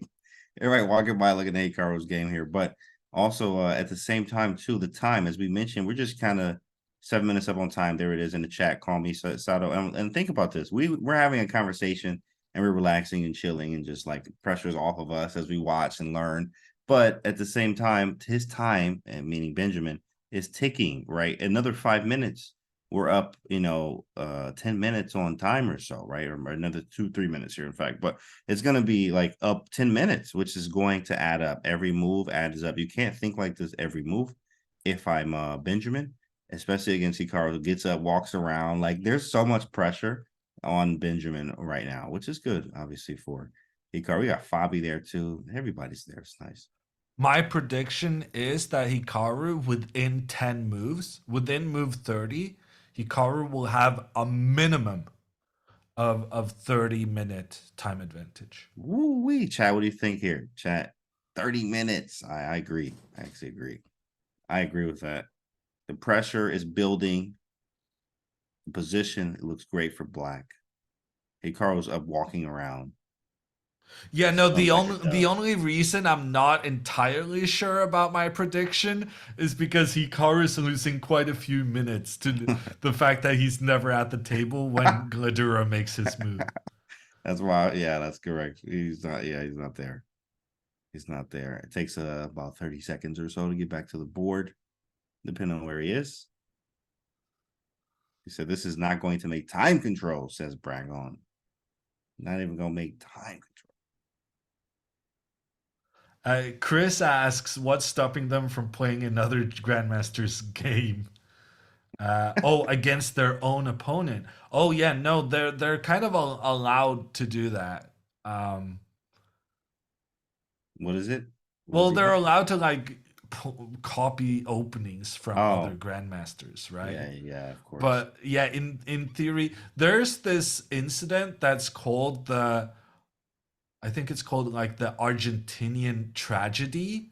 Whoa. It was in the Chess Olympiad in Buenos Aires, and I think it was the Argentine team playing in Argentine. Um, but anyway, so they were playing a match. I believe it was against the U.S. and they had prepared the same opening. Whoa. The Najdorf opening.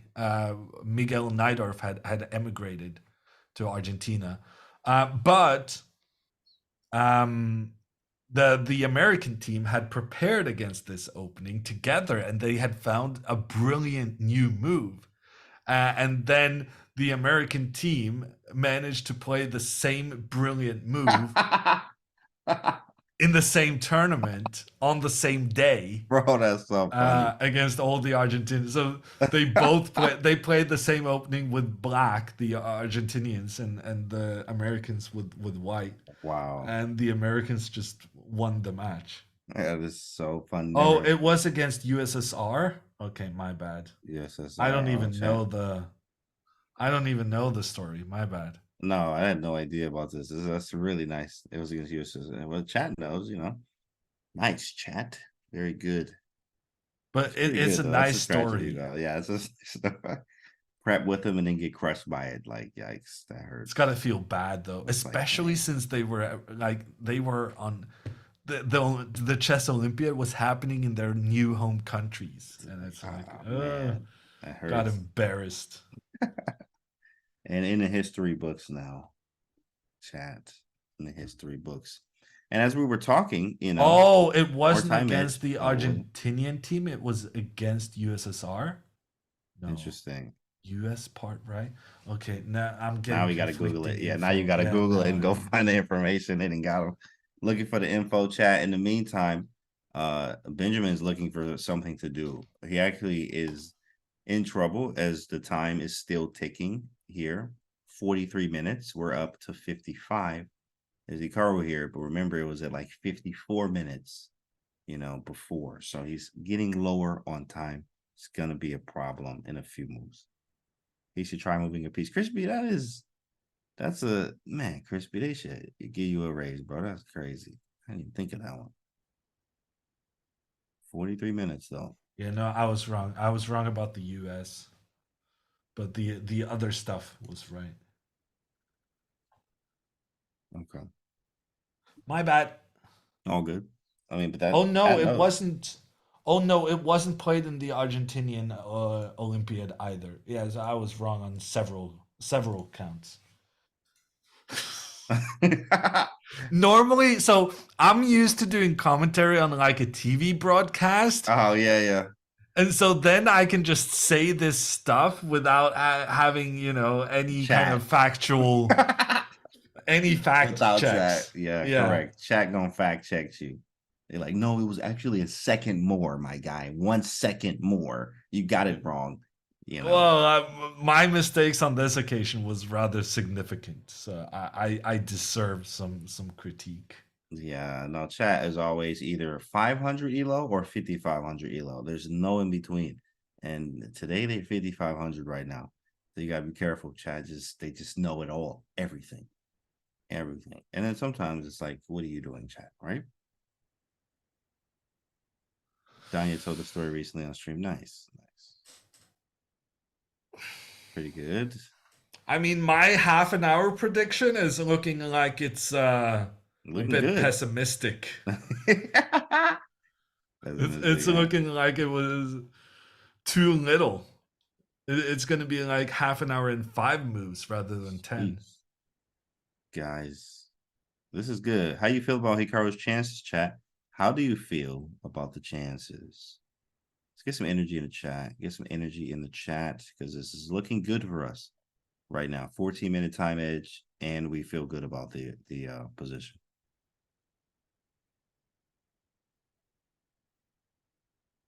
70-30, Hikaru wins, says Okay. Festim. That's very optimistic, but at the same time, I kind of agree. Yeah. The more the time takes too for me, of course, if he's moving a little bit faster, but the time's getting lower, the position is not changing. Like it's the same position. So, and the time is getting lower. And then, sometimes you just go and you think in circles and then then you blunder from thinking too long, actually, which happens. So it is different. But I definitely like Hikaru's chances here. And starting with the black pieces with a win is going to be absolutely huge if we're able to convert this.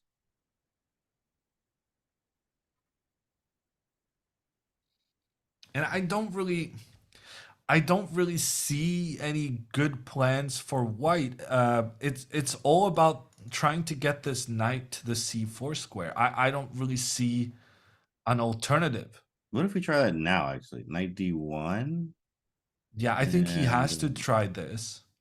And right now, I'm kind of liking this queen move. ooh, I like that queen B5. Yeah, that's nice. Because we saw earlier that Gledura didn't really want to trade queens. Right. And by moving the queen up here, I'm trying to take control of the square c4, which is essentially just trying to prevent the white knight from using that square.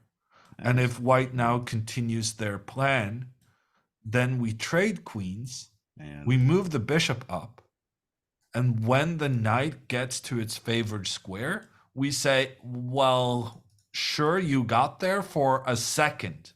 Right. But I'm immediately there with my bishop, ready to take you out.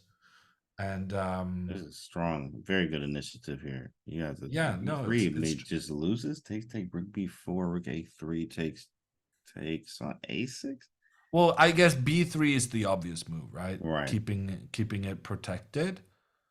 And then frankly, I was thinking I could just take snap this. it exactly same, and then and then B4. move the rook up. Right. And I don't see how you're keeping everything defended. Exactly.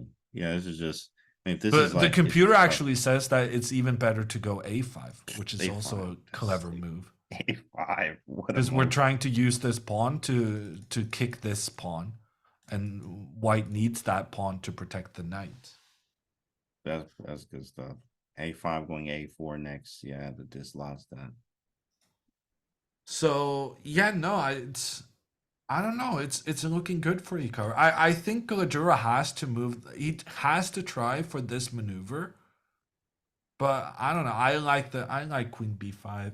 Dang, Hammer. He almost had 30 minutes, bro. Like, your prediction, like, wow, 30 minutes. He is 8 minutes away. Is he gonna make it to time control?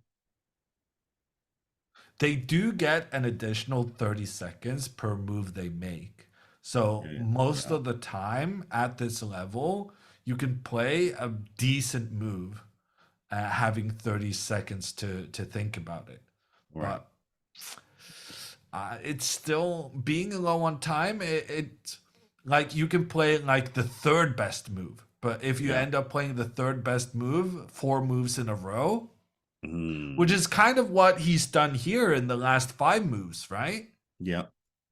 He, Yep. he's not played a horrific mistake by any means, but he has been playing like second best, third best moves, Gledura, which has enabled Hikaru to get a lot of pressure And in great on White's form. position. Chad says opponent lost connection. Like he lost connection to the board. Yeah, of course. OTB connection lost, Chad. OTB connection lost. And Hikaru's just not there. He's happy with his position, and he feels like I don't need to sit there and think about this. Yeah. I'm gonna relax. Do you walk around a lot when you're playing? Or I I walk around like for the first hour, okay.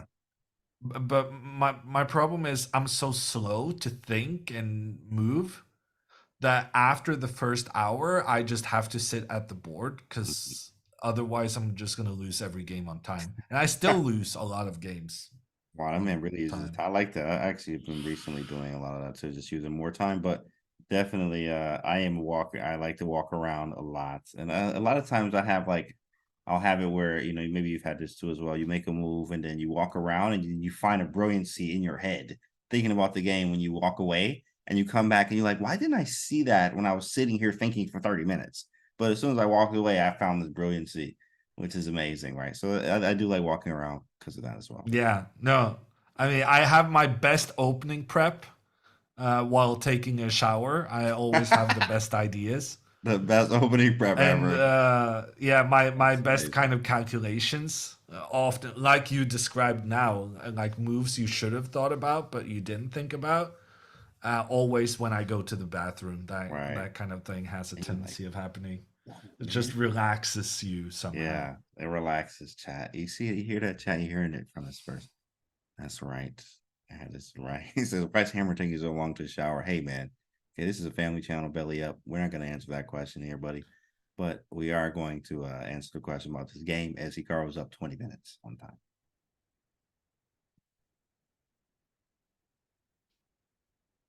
Yeah, Great we game. don't really have anything to say. Yeah.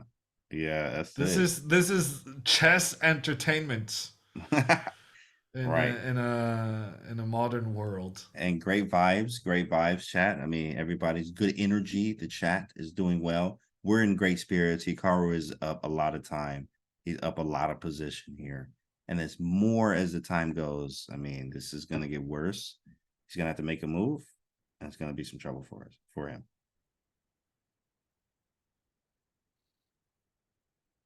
So he started this move with 55 minutes left, right?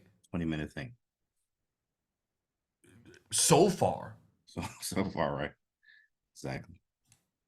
Okay, let's take a look at some of the other games that's going on, and Chat was talking I about a lot of am these gonna games. suggest we go to Mr. Carlsen, Yeah. partly because he is Mr. Carlsen, but also because he's actually playing his countryman, Whoa. Ariantari. What is So this? it's not just Carlsen's countryman; it's mine as well. Yeah, the So my countryman. two compatriots going Yeah, up against each other, actually for the second World Cup in a row. These two also faced each other in the previous World Cup, which is quite the coincidence. nice. Here, Magnus has an extra rook, but in trade, Aryan has a knight, pawn, 2 pawns, knight and 2 pawns, and frankly, isn't 2 pawns a lot? That's exactly right. Yeah, they say what is it? You need a knight and a yeah. I think it's equal or whatever it is. Knight and two pawns give you the compensation for being down the exchange. I think so. I It's would, about right. yeah, but the problem is the pawn on a7 is stuck. That's why Magnus's move, rook to a6, is such a good one because Right. it makes sure that the a7 pawn cannot get off its square.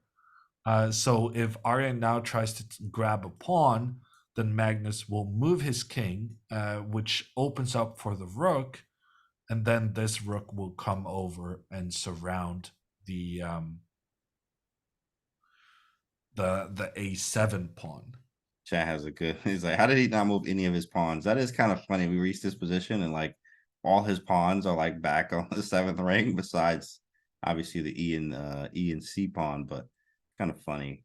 Funny structure, I think. Really didn't Yeah, push and many pawns this actually this game. happened.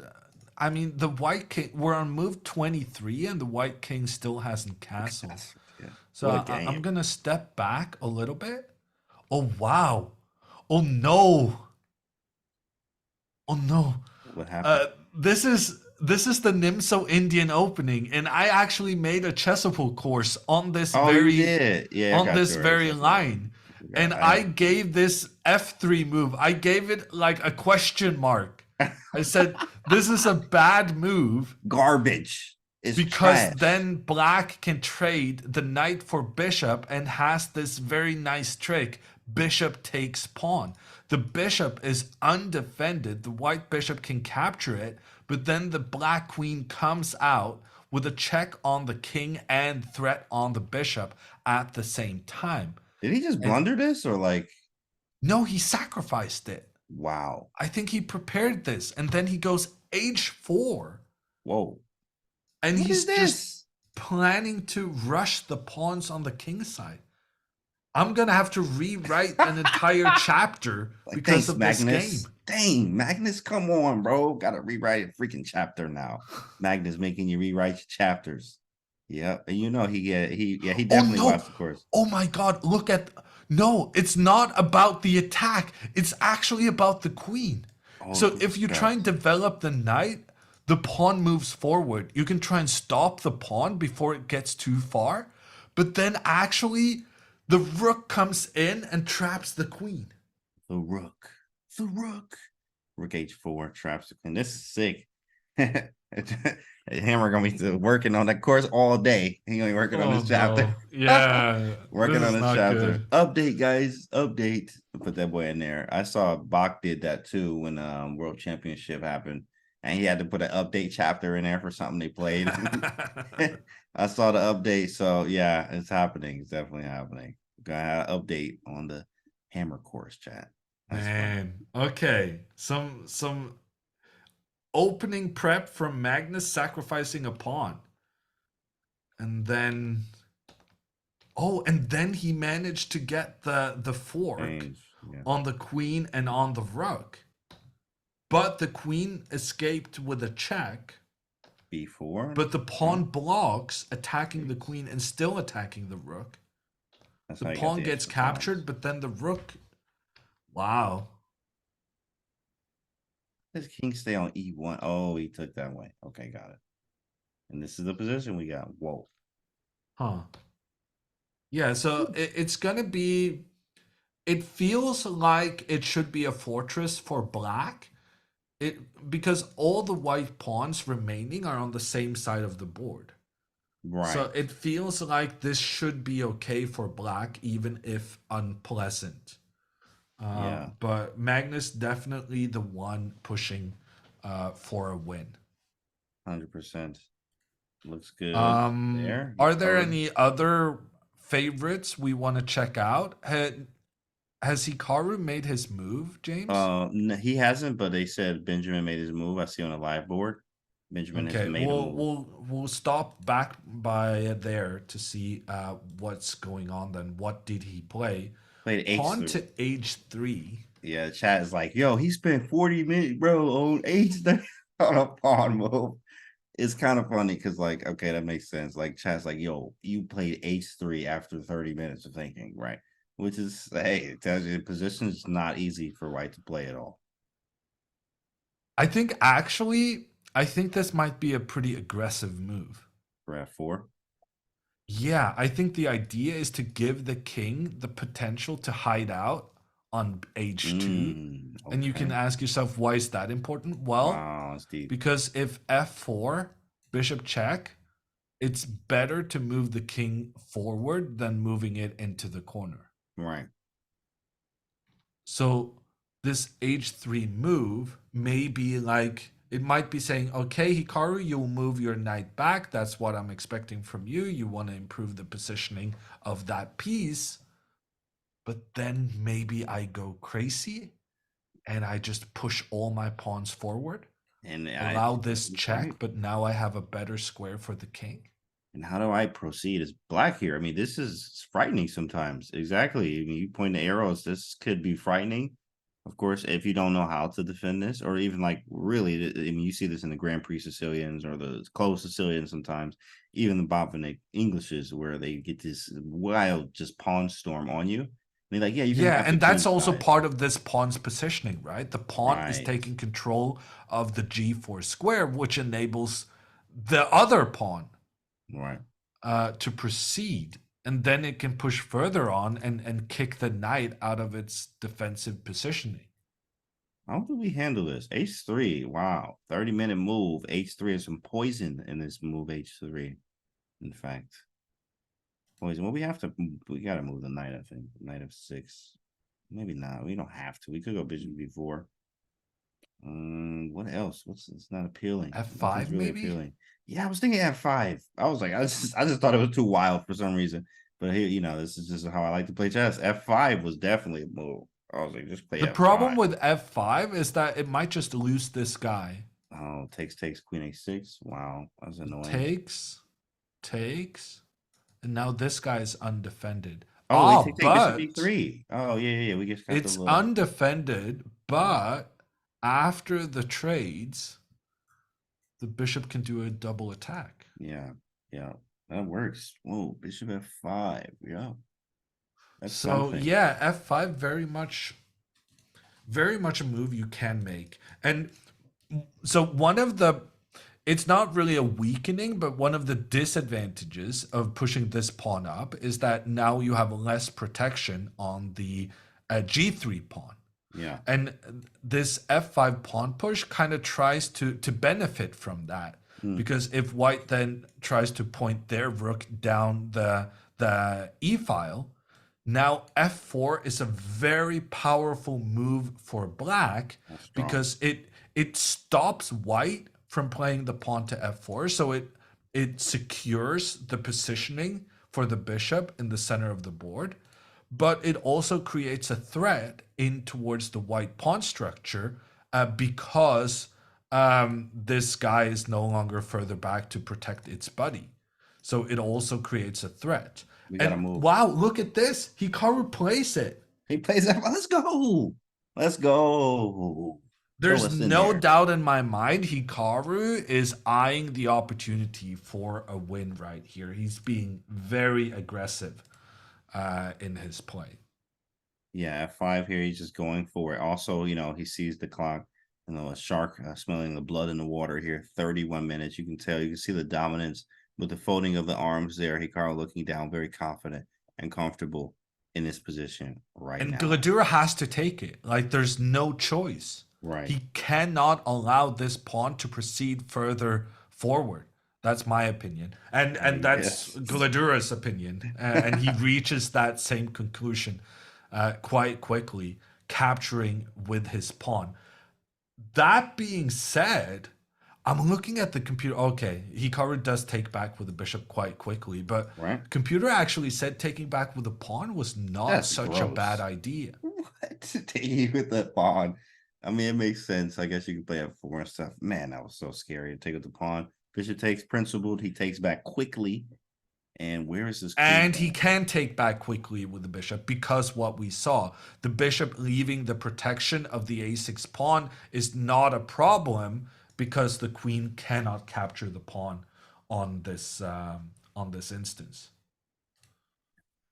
And now, if you can't capture the pawn, I've gotten everything developed. I mean, it's just a matter of time Well, you before have to go this back. crumbles. Yeah, queen d1. Queen, Oh wait, no, okay, or you can go not, forward. or not. Okay, so what's the move? What is the move?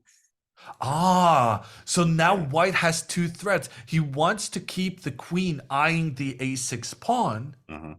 And now, if Hikaru, so now Hikaru has to watch out for two threats. Number one, rook takes pawn, Got it. but also there's stuff happening on the other side of the board. Pawn to g4. So if Hikaru now moves his rook over to defend, then pawn g4 is a double attack with the pawn on 2 black pieces. Tricky. There's some poison here. Gotta be careful. How do we handle both threats? Is the And if we question. go back with the knight, Just take the pawn why can't we take the pawn? and just say we can. Some dank. Because like you can just take that pawn, bro. Wow, computers are so good at chess. What is it? Computer is saying here queen b4 is much better for black. Oh man. We're going for a queen That's sick. down a pawn? Yeah, because take bishop d3, and if queen moves, you only have one square. Yeah, that's sick. Boy, that's nasty. Attacking the knight and then the double attack. Oh, That's I cold. thought just for some reason you were just relying on better placed pieces. But Bro, no, that's you have disgusting. the instant. Wow. And if queen e2, bishop Tactics. c3, and you just pick up some material. Jeez.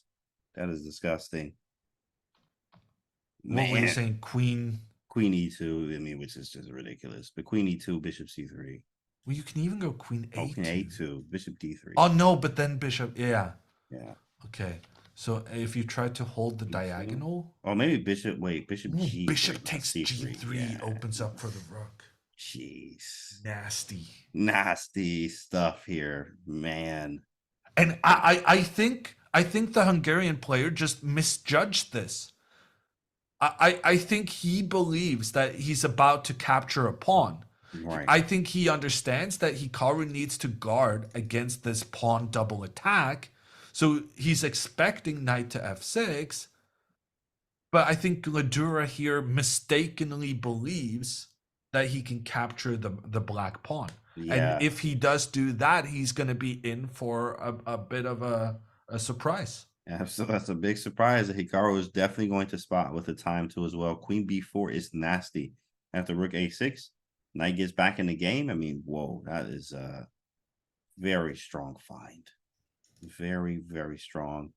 If we get this on the board, this is game over. You think? Yep, GG. Knight f6, especially with the time too as well. Time looking good. Knight coming back to f6 is the move. Is there any other move though besides knight f6? Because the fork is evident. He's going to fork us if we don't do anything about it. So knight f6, and is there anything else we can do? I mean, you could move the bishop back. That's strange. If the bishop moves back, you Same protect as against you. both threats. But we Yeah. ridiculed Gledura when For he doing moved it. his bishop back. Right. What's protect Hikaru? the You can pawn. do it. Like, no, that's don't do that. And then Oh, we man. can't really do that ourselves. Bishop z8. That's funny. Chat says Queen c8 on stock for 16. Queen c8? What is that? What g4? Oh my gosh! It opens up rook for the rook. b4. Oh man. Queen Whoa. c8, and then if Whoa. pawn to g4, Rook b4. rook up, Jeez. That's the same attacking idea. over here. Oh my goodness. He could sack on there probably. But what if the queen? Take bishop d3. Every time. Bishop d3. Haha. Give me something, buddy. You But take I'm the knight, threatening your knight. take a6.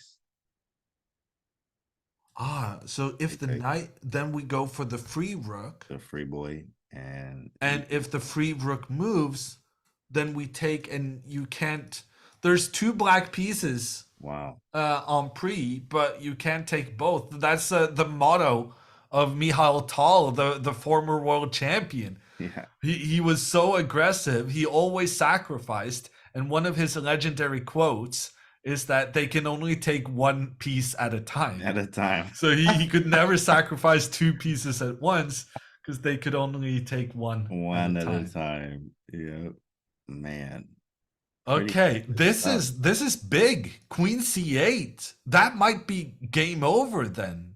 If he can spot it here, and Hikaru in the think tank here, But it's definitely a move he will consider because it is attacking a pawn while at the same time opening up for the rook against the queen. I think he's going to find it. We're just going to do a bit of a cliffhanger here. We're going to take our hourly break. And we'll see if Hikaru can find this move. It's essentially a sacrifice, a piece sacrifice, allowing the pawn to come in with the double attack. But then as Hikaru, you need to realize that this double attack can be thwarted and that there are other important aspects in play. So we'll take our break now, and we'll be back when we have the answer to what Hikaru chooses.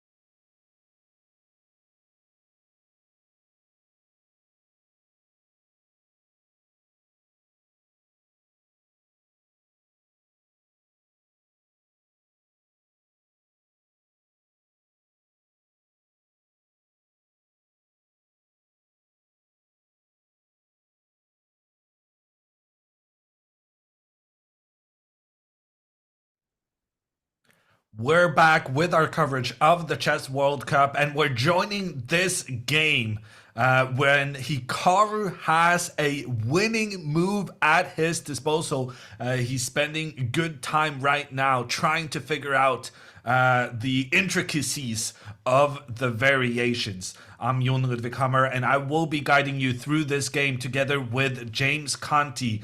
And James, right now, Queen to C8, the key move, the queen then working together with the bishop against the pawn on h3, not fearing the double attack on the bishop and on the knight, on account of the rook suddenly getting involved towards the white queen. Do you think he's gonna find it?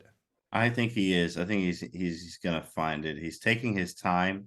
He had a huge time edge, and now it's up to 7 minutes here. And because he's thinking about everything, Queen C8, right? He's looking at Knight F6, and I think these are his two options that he's looking at the most. They're most challenging here, and he's gonna find one of them. Chat. What do you think, chat? Is he gonna play Queen C8 or not? Is he going to find it or not, chat? What do you think? Personally, I think yes. I do think Queen C8 is going to be played, and it has a lot to do with this rook. It's just that one thing is understanding that these threats you make towards the king side can be good. That's fine enough.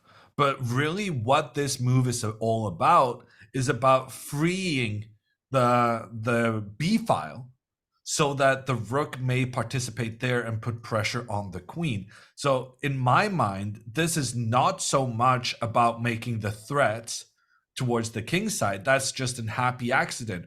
Really, what you want to focus on is not that move, but it's about getting the rook up and challenging the queen. And that's such a tempting thing to do that I think then he's going to just deduce that okay, I want to get the rook involved. I can move my queen back. Where would I move my queen? Well, I can move my queen here and point towards the white kingside pawn. Wow, Queen C8, Rook B4 is on the way. Definitely like it a lot. Question from chat, actually, that's a good one. Is what's wrong with Queen D7? Queen D7 fails because there's no queen trade anymore. So then queen d7 would be a problem after g4, attacking both the knight and the bishop. And now if the rook comes in to challenge the queen is available to capture the pawn on the side of the board. And previously, and that's the key difference. Previously, if had happened here with the queen on c8, that queen trade would be in black's favor because of the double attack afterwards. Oh no, but he moved and he didn't play queen c8. Oh, he played Bishop D7. Oh man. I would have preferred even Knight F6 over that. We gotta ask him about it, obviously, but dang, Bishop D7. I don't want to be the one asking him about it. Yeah, okay, cool. And then You don't rub it in when the guy had a winning move.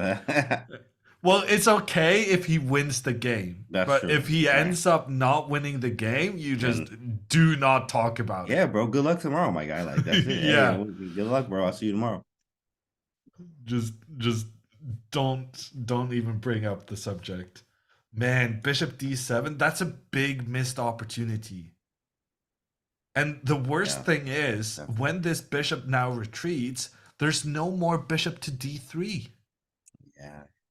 Yeah, there's no more bishop D3. And I mean now, wait, I take on C3. Do you have an in-between move, Rook A7? You don't. Okay. So I guess so there's actually an interesting tactical exchange here. What do we have? This bishop d7 move, it's interesting now to see what happens if Gledura just tries to trade off the queens and win a pawn in the process. Oh, he gets two. He gets he probably just like the Tari game. Takes, bishop C3, takes. So bishop here B5. white is up a pawn. Right. You take on but C3, bishop B5, rook D6, bishop F1. And you got like the Tari game, like with Magnus, which is crazy. we can give away our prized bishop in order to take out the white knight. And now that the white knight has been eliminated, there's no more control of the b5 square. So that allows us to do this double attack that has been quite commonplace for us. But then the rook can capture a black pawn since we gave away our prized bishop. But that's not the end of the story. Because we're going to take the rook, but not only are we taking the rook, when white recaptures, both our rooks are very well placed. How is this equal? So we can go up with the rook, attack the two bishops and the king on the same row. Perpetual. Oh my goodness. And I was then like, I after don't bishop understand. to g5, we can double up on the white bishop. That's crazy. But it turns out winning that bishop, not going to win the game. Black is up by an entire rook here. Perpetual. But Unbelievable. the white rook comes in and checks the king. And it turns out no matter where the king goes, it's not going to be able to escape the checks. That's dang, boy. Yeah, woo-wee, that is crazy. So here it was absolutely key that the white bishop and pawn were making sure that the king could not escape up the board. Yeah, bishop g5 is the only move after all of that, too. I don't think, I mean, no disrespect to Gledura, but I don't think he's going to see this. That's wild. That's wild. There's too many things that could go wrong there, feels like, especially, all the pressure you're under. 27 minutes on the clock. Now we have another 10-minute time edge, which is climbing. We have to make it to move 40 or try to. Yeah, so I don't see him finding that, which is good. Because if queen takes pawn happens and Gledura goes for that rook sacrifice, then the game is pretty much just over. Yeah. Then it's just going to be a draw right there and then. 100%. 100%. He's going to have to calculate. That's a lot of calculating there. Takes, right? Rook b1 all the way down, and then rook e8. I mean, bishop g5. I guess it's possible to find, but very, very difficult. Very difficult. Very difficult. But actually, let us look at it one more time. I had an idea. So takes. Take. We don't like giving up our bishop. This is a fantastic bishop. We don't like giving it away, but it's for a good cause. Then we get this double attack. Right. We take out the rook. Okay. And we get this rook up. Here's my question. Can we try and disrupt this bishop? Can we try something like pawn to h6? Whoa.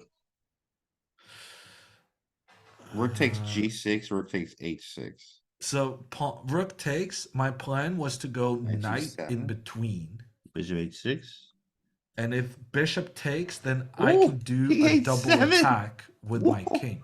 That is sick, bro. And then rook. So my idea was that at the end of all of this, I do get my rook up in the end, capturing the bishop.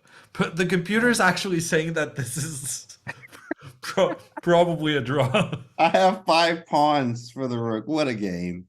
Wow. 5 pawns. I mean, I'm basically good. Like 5 pawns equal a rook to me. That's fun. Yeah. That is wow. That's pretty sick. But also the computer says bishop e3 here. Blocks the rooks. Oh, that's okay. That's annoying. So that I don't get my rook into the...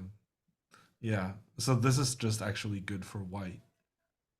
But that leaves the question, why can't the bishop go here initially? Oh, knight g3. I was looking at that one.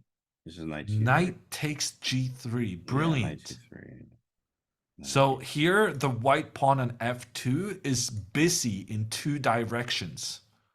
So the knight can sacrifice itself, forcing the pawn to go left, but that leaves the bishop undefended. Right. And this rook is coming in with a double attack as well. Huh. Wow. Yeah. I mean, he's not gonna see this, right? Yeah, queen a6. If he finds it, he may not have enough time to If he figure everything finds else it, he out. deserves the draw, That's honestly. true. That's true, man. Because I mean, the stuff we just looked at there is really, really dank. That's some stuff. Queen a6, take, and draw. Or five All pawns, these draw. alliances exactly why Hikaru's not going into this, says the Gambit. But I disagree. I mean, Hikaru is the one inviting this. Correct, Gambit. Hikaru, by playing his bishop back, Ready he's daring his opponent to take to this take it. pawn. To take it. Hikaru is actively wanting white to go into this because he hasn't realized that white can actually give up a rook and still be okay. Yeah, it's really hard to do, especially all the stakes on the line, high pressure. 2-game match. 23 minutes though. Confident 14-minute time edge. Benjamin thinking here. I think it's been like 4 moves since I said Hikaru will have a 30-minute time edge in 10. But it's difficult having a 30-minute time edge when you only have 37 minutes left on the clock yourself. Yeah, he needs 7 minutes. He needs to start speeding up for my prediction to come Yeah, true. like come on, bro. Do you think Queen C8 was on Hikaru's mind? Asks Absolutely. Cool as Bean. Oh no, I disagree. Oh, you think I you think think it if was on Hikaru his had mind? seen Queen C8, he He would have played it. definitely would have played it. I think he might have miscalculated. I mean, not miscalculated, but he probably thought of something else because I remember talking to him in an interview. He was like, "Yeah, but what about this move?" And I'm like, "Yeah, you're right." But then it was some dang engine line. So it was like, "Oh, this rook takes f7." I'm like, "Oh yeah," and he's like, Yeah. "Oh yeah, nobody found it." So there's probably he considered it, but he saw something that deterred him, which we have to see what that is.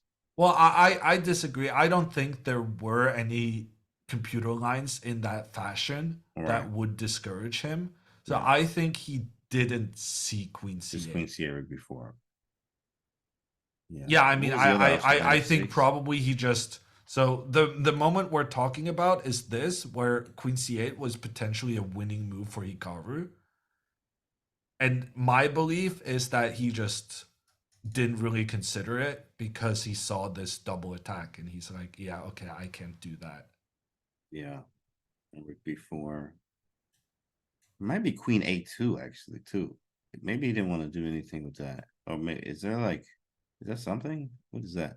Maybe you have to sack Yeah. and then Okay. move Yeah. Maybe something like this would discourage him. because it's like not No, as but clear. no. But The I mean, thing this is, is fine. the thing is, if he first sees Queen C8, he wouldn't be discouraged by this. He's desperately trying to find a win. So if he Right. finds a line where he has all these pieces surrounding the White King, that Yeah. wouldn't deter him. That would just motivate him to search. Yeah. So that's why I think he just didn't see Queen C8 because I think when you see Queen C8, you see Rook B4, and then all of these sacrifices just kind of Come to speak play. for themselves. Yeah. He says this game is over. Something happened. Oh, Rook D1. Okay. Rook D1 Okay, happened. Rook D1, Okay. Is there anything Bishop B5 makes a lot of sense. automatic? That's number one. Because it protects the pawn, attacks the queen, and we're not too unhappy if white captures our bishop, because that bishop was not the greatest piece we had, and this will allow us to gather the pawns so that they no longer are isolated and that they're working together as a unit. Right. Very strong pawns now. Thanks for connecting them. And I also have the queen side majority now, which I actually hardly do. But you can just push the pawns down the road. A pretty good position if bishop b5 is there. He still could play queen c8 again, but I mean, it's probably not the same. Well, I think Queen C8 is quite a likely move. I think it's more likely now than earlier because surely this idea is on his mind. It makes a lot of sense moving the queen out of the way so that you can push the rook up afterwards. Yeah, definitely. So that one is definitely something to consider. But I like there are some alternatives I think is just off the table now. For instance, knight to f6, that's just not going to work out Yeah, because you do have to do something about this pawn now being under attack. The difference being that since white's rook moved, there's no longer going to be a double attack on the diagonal. yeah, it's gonna be tough. No, nothing we can do about that one. Can't take anything, and I just dropped a pawn. Yeah, that's not good at all. It's still just equal, but like definitely just dropped the pawn. Not the route we want to go. Knight f6 is not gonna be played. Bishop b5, queen c8. Mm, that might be it. That I mean, might to be me, it. it's just it. I don't know. Yeah, bishop b5, I feel like bishop.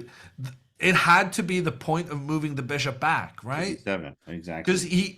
he had the option of moving the knight back. He could have moved the knight back, but he Right. chose to move the bishop back, and that tells me that he wants to find a better situation for the bishop. He wants to move the bishop to b5. Right. I think that's gonna happen soon. He's looking. He's like, well, okay, bishop b5. Yep. Saw the smart there. As he's thinking. Look at his eyes roaming the board, bro. He like calculating so many moves. He looking at so much. His eyes just like are darting across the board there, chat. If you pay attention to his eyes, look at him. Glance at the clock real quick. Where am I at on time? Yep, and mate in 27. Somebody said in the chat there before. He's trying to figure that out right now. 33 minutes.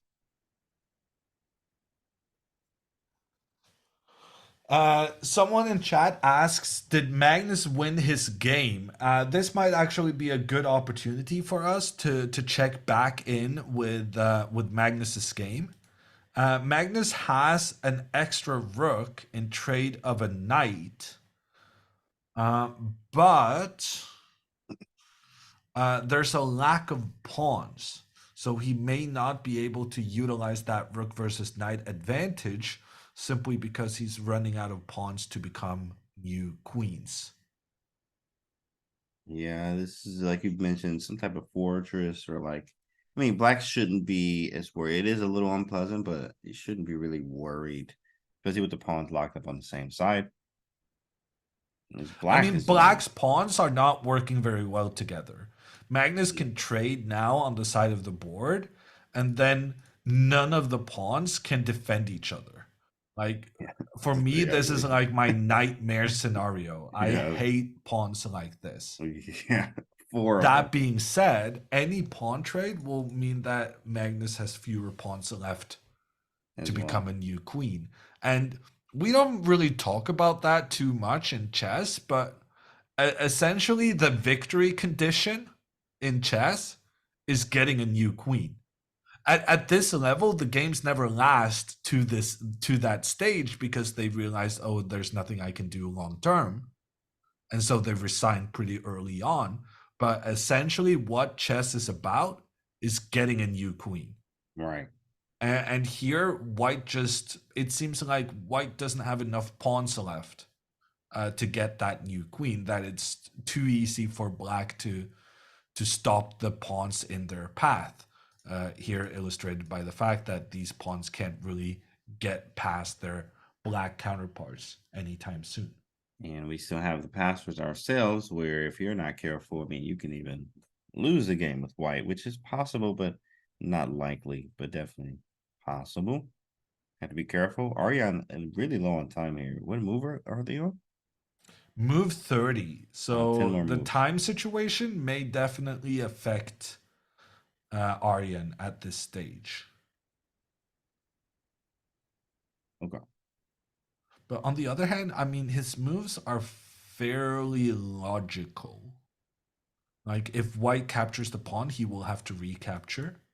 Easy. If white attacks the pawn, he will have to defend. If white attacks the knight, he will have to move, give a check, and then go back to Hmm. protect. So yeah, I'm thinking Black's moves are reasonably obvious, but that's one of the things Magnus is so good at. He's so good at making moves that make it more difficult for the opponent. Magnus doesn't necessarily always play the best move. Right. Sometimes he just goes for a move that's going to be the most unpleasant to face. And here, King G3, I think, comes into that category because now, if Black does nothing, let's just move this king. If Black does nothing, then there will be a trade, and then the rook will attack, and then we don't have that opportunity to keep the pawn protected on the edge of the board. Very practical. King G3, trying to put it, make it blunder somehow, some way. Obviously, you do have And that the nice computer is plan. saying Black should go King C5, which Really? just seems wild to me. Well, So the computer is advocating that you start a pawn race here. oh, guess that Um, makes sense. It does. Makes sense about Yeah, queen. but it's so scary, right? Yeah, you have to Because this calculate. this is very reliant on like Ooh, 10 move calculations. ooh, And you need to realize that your knight can stay back into defense and that your king can support the pawn. that's And this is crazy. the Wow. precisely the kind of line which you can't really figure out with only 11 minutes left on the clock like Aryan has. Yeah, you have to calculate it and cleanly, and like there's so many little nuances there. What move? By the way, move wise, chat says Queen C8. So he played Queen C8, but a move too late. Ah, that's unfortunate. Yeah, Maybe that one move means I wrong. was wrong that it was on his mind and that he just couldn't figure it out previously. Yeah, he played. I guess he just really didn't like G4, which is understandable. That's why he went Bishop D7. He thought it was for Bishop B5, but it was just to get out of the fork, I guess. Queen C8 hits the pawn, Rook B4 now, but A6 is still hanging though. So Yeah, unless you have so defended, it's going to be very tempting for Gledura to take this pawn because then he will be able to trade queens. So I'm expecting Gledura to take this, not just because it's a pawn, but mostly because it's a chance to trade queens. okay, get the queens off, and then like he mentioned, yeah, draw he'd be fine with. And if King So H2, he's Hikaru also then be will fine. capture White's pawn, That's right. and then there will be a queen trade. And in Okay. this situation, what has happened is that previously I was a fan of White's position in that the white pawns work together better than Black's. So moving back some 10 moves, we go to this situation. I said, this guy is lonely, this guy is lonely, but the rest of White's pawns are working together and can protect each other. Whereas for Hikaru, he has one group in the middle and one group on the left, giving Black uh, three pawn groupings total, what is known as pawn islands, whereas White only has two. That situation, the reason I'm bringing this up is because that situation is then completely reversed in the variation we just studied. Because in this circumstance, this guy is lonely and this guy is lonely. Oh, Both look at players that. have two pawns working together on the king side, but where Gledura's pawns are not in a position to protect each other, Hikaru does have that protection going for his pawns in the middle. Very nice pawn islands for Black having two versus the three. And as pieces come off, we can highlight more of the weaknesses in this position. And then we also can activate our pieces quite quickly. I think Bishop G4, right, is a thing, and maybe Rook A8 trying to trade a pair of rooks at some point. And also the C pawn could be used potentially later if we're able to win B2 for some I think the reason. main thing here is just White's bishop Yeah, on c1 and White's bishop on undeveloped. g2. This white bishop is being blocked by its own pawn, and the other white bishop is Defending. tied to the defense of the pawn, which means it cannot get into the game.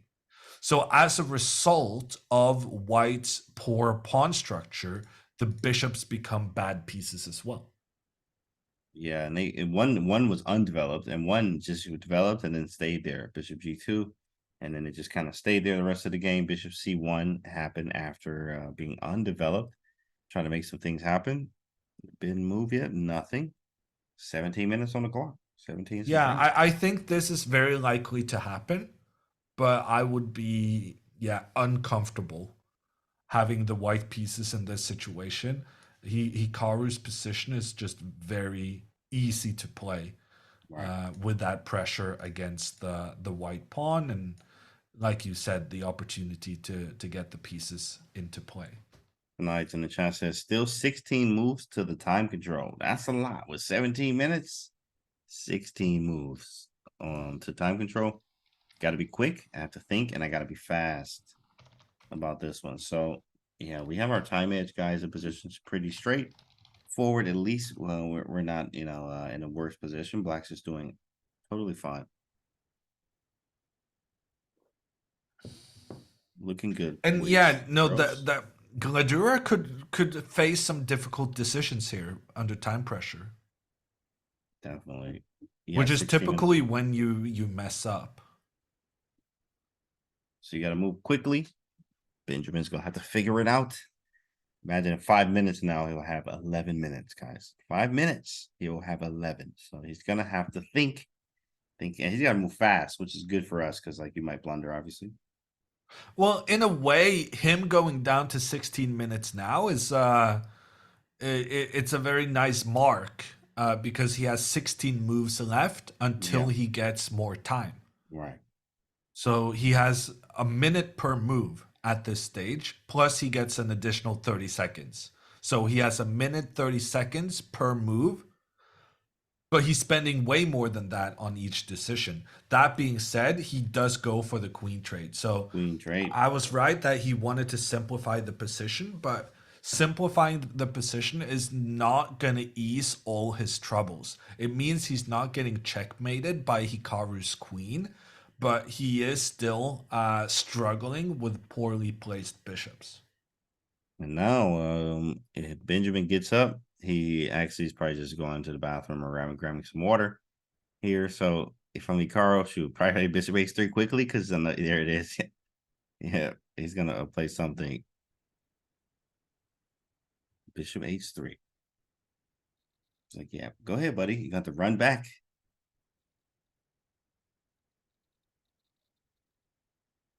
There it is. Bishop H3 on the board. Okay. And played. Yeah, he's losing time. Bathroom gambit, So exactly. white captures a pawn, black captures a pawn.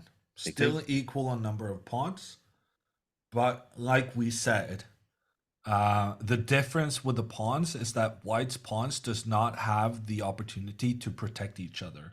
And I'm having a discussion with Benzion in chat, and Benzion feels my argument doesn't stand because you don't have it could be better having more pawn islands because you then have spread out your control of the board even more.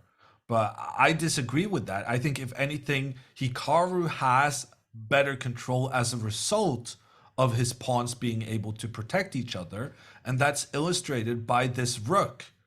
This rook is pointing down on a white pawn because that white pawn needs protection from the bishop instead of having a buddy protect each other like Hikaru has set up. That means the bishop has been forced to retreat. And so this rook is very active, having lots of control, while I'm forcing the bishop back into more of a defensive stance. And that means bishop on defense not controlling the board, rook on offense controlling loads and loads of squares. Yeah, we're looking So good.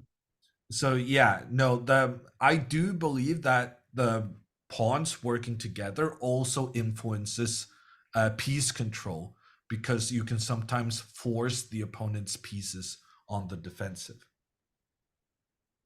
And defense it is from Benjamin, 14 minutes. We have a 15-minute time edge, guys. Of course, we just grabbed our pawn back. We're more active The pieces just look better for black. This is what it is. Now we're looking to try and convert. Try and convert, which is very possible. Keep him under pressure. I'm surprised Gledura hasn't moved yet. I thought his whole point was Yeah. trading the queens. Well, you know, he had that chance before the trade, so maybe he won't. Maybe he'll do the same thing. There's no see a reason Well, why. now But he's actively approached the queen trade, though. right, yeah, that's true. Backing away wouldn't make any sense, really, but No, because right now you kind of do have to make the queen trade. Because if you try and trade the bishops, you're getting checkmated. There's just your king has no defenders around it. This is just 100%. over. Yeah, bishop d4 to queen d3. Oh my goodness, like whatever.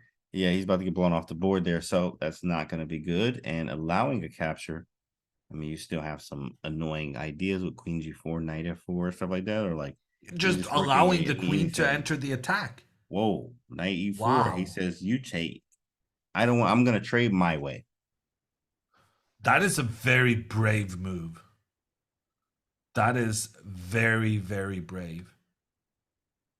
84. Man, there's some stuff here. You have to calculate He's b2 going after the d6 pawn. He's saying he doesn't want to make the trade because he doesn't want to lose the queen's influence, contributing in an attack against the d6 pawn.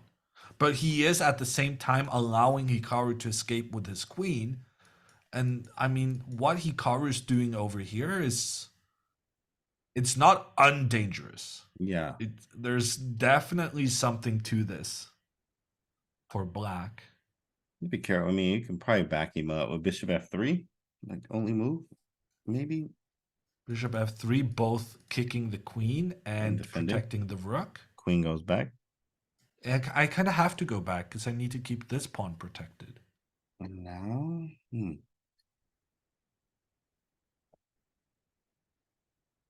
This still looks good for black. Yeah, for sure. For sure. I'm I trying to guess find queen something to do c6, like you can try and make a trade.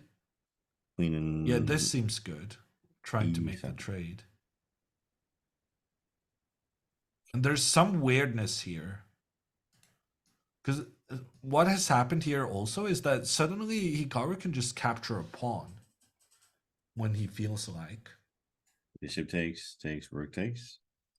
But the problem is if Hikaru takes that pawn, then the bishop leaves the protection of the very important d pawn. Wow. Yeah, this is looking ugly here.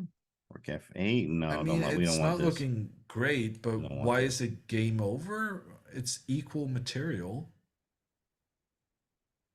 So computer says this is game over, but like, they still have equal material, and it's like it looks like Hikaru is still having some pieces attacking the white king. So it really speaks to that.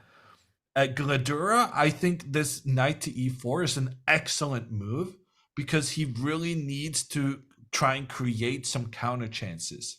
If he were to just trade the queens, then he's just miserable with all the kind of white pieces being targets, easy targets for black's pieces.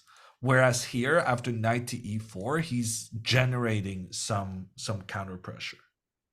Yeah, and I actually move was 94. So where do we actually go now? Okay, 94 has been played. Cool, whatever. Queen g4 is gonna be bishop f3. We got to go back. It's pressure. So maybe I was about to say d7? Yeah, queen d7. But then still queen c6, no? Anyway, yeah. So because number one, it's annoying that not only are we looking at a potential queen trade, but we also cannot trade the queen on white's initiative, right? Because then this pawn would suddenly come in and it would open up for the rook, it would open up for the bishop, and this pawn it could be a potential queen. So not really loving it if this queen comes into c6. e4 was nifty, I guess. It just worked out somehow. And I can't really go queen d8 because I need to keep my bishop protected. I guess maybe we start out with the bishop trade. Okay, so yeah, we start there. Start with the Takes, bishop trade, and and then then something. something correct. Queen G4 I wanted to play, but F3. Can you maybe F3? Can you actually do that? I guess you can. Yeah, I guess you can. Wow. Computer not a big fan. It does weaken this pawn. But that guy is protected by the white knight. Yeah, I want to go Rook F8 next. I can. And but there's no double attack Right. because the knight can get out and give a Yeah. check. I don't know. I feel like this position got extremely complicated. Yeah, absolutely. 94 was not something that was on the radar, to be honest, which, kudos to Benjamin actually finding a move. 94 was a very, very good move, I think. Practically, it's just weird. You can't crush it, and then you have to figure out what to do. You have to be precise, but this is good because we're up time, so we can figure these things out because we have the time edge we have Yeah, right but now. it's so easy to end up being down on time, even though you're 10 Yeah, minutes up right now when the yeah, position is so complicated like it is here. It's just about who's the better calculator. Though that being said, so I have negative emotions about be who is the better calculator because I know most of my games, even if I'm the favorite, probably I have other strengths than yeah. my variation calculation. But for Hikaru, who excels at that part of the game, maybe this is a good thing that we're now approaching a really complicated position with lots of options for both players. And then one of his main strengths as a player can come more into play, just shredding through those variations. Very nice to have that skill there. I mean, one of the greatest games I've seen from Hikaru was my favorite one was against Gelfand in the King's Indian, where his queen was hanging like three separate times in the game, and it couldn't be captured because of mate on the king's side. So, that calculation it takes to find those type of moves, and back to back to back, the way that he can do is very impressive. So I believe he'll do the same here too as well. But complicated move requires some complicated calculation now. Obviously here just to make sure we see everything thoroughly. White has a lot of options right now. On the options, a lot of moves. 13 minutes though for Ben. Oh, we got something. Something happened. Bishop G2 on the board. Bishop G2 on the board, guys. Ah, he The takes bishop. the queen. Oh, queen takes. Ah, that's the key difference. So we were thinking, okay, Hikaru, because if he escapes with the queen up in the attack, then the bishop can counter. But when Hikaru tried to first take the bishop, then get the queen up, um, Gledura actually avoids that by making the trade of queens first and First. then taking the bishop. Yep. So now we're gonna take back with one of the rooks. Yeah, yeah. Yeah, but Very then we smart. traded off one of the bad bishops for white. Do you remember we talked about the queen trade here? Then we wanted to Yeah. recapture with a bishop because then this white bishop is being blocked by its own pawn.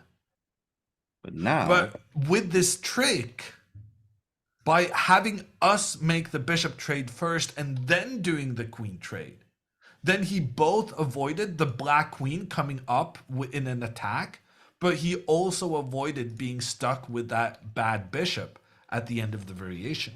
yeah, and white has this powerful knight on e4. My bishop looks great where it is, but I mean, it's not going to stay there. I mean, is this Bishop now? looks great, but the knight looks great as well. Exactly. And it can be kicked. My bishop can be kicked with f4, which means d6 is going to be loose at some point. So we actually have to watch this. We have to be slightly, I guess, cautious, but maybe this is closer to a draw now, believe it or not. It, Maybe it knight probably f6 now. it probably is. So obviously white is going to capture this bishop doesn't really have a choice.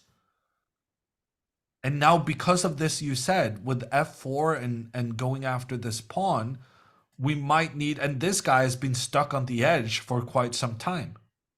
So Right, we might have to move our knight back from the edge of the board, offering a right. trade with white. But then after the trade, our And look at this bishop position. loses the protection of the d6 square. And I could imagine something like rook up attacking the pawn. And when the bishop comes in to protect, probably white could just trade off that bishop and have that X-ray vision in towards the pawn. Yeah, this is definitely something. Take. I'm like, probably shake hands, but Yeah, that D we're pawn is running out of scary. pawns. We're Yeah, running right. out of pawns. Exactly. Yeah, D pawn doesn't look the greatest either. We don't Okay, want to so reveal we his have hand. moves on the board. Hikaru Oh, we did got some. recapture Okay. with his E rook, and that's because he wants to have this rook standing where it is, exerting pressure on white's queen side. Gledura obviously takes the bishop. And yeah, Here we are. we might be looking at more trades because it's difficult for Hikaru to keep this pawn on d6 protected. And like we said, he needed to bring the knight back from the edge of the board. But that's going to entice another trade. Yeah, it's gonna be takes, and there it is. I mean, moves are coming in fast. Bishop takes f6.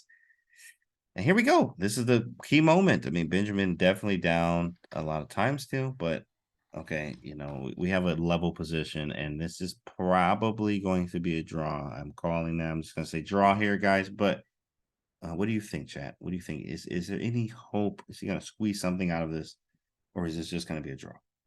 I mean, in theory, Hikaru is still better Right. because of the disconnected white pawns, whereas blacks are protecting each other. The problem is that the way Gledura played, he now, number one, managed to trade off that bad bishop that was being blocked by his own pawn, but he's also played in a way which has made it easier for him to target the black pawn. And we didn't have to deal with this pressure against this pawn in some of the earlier variations we saw.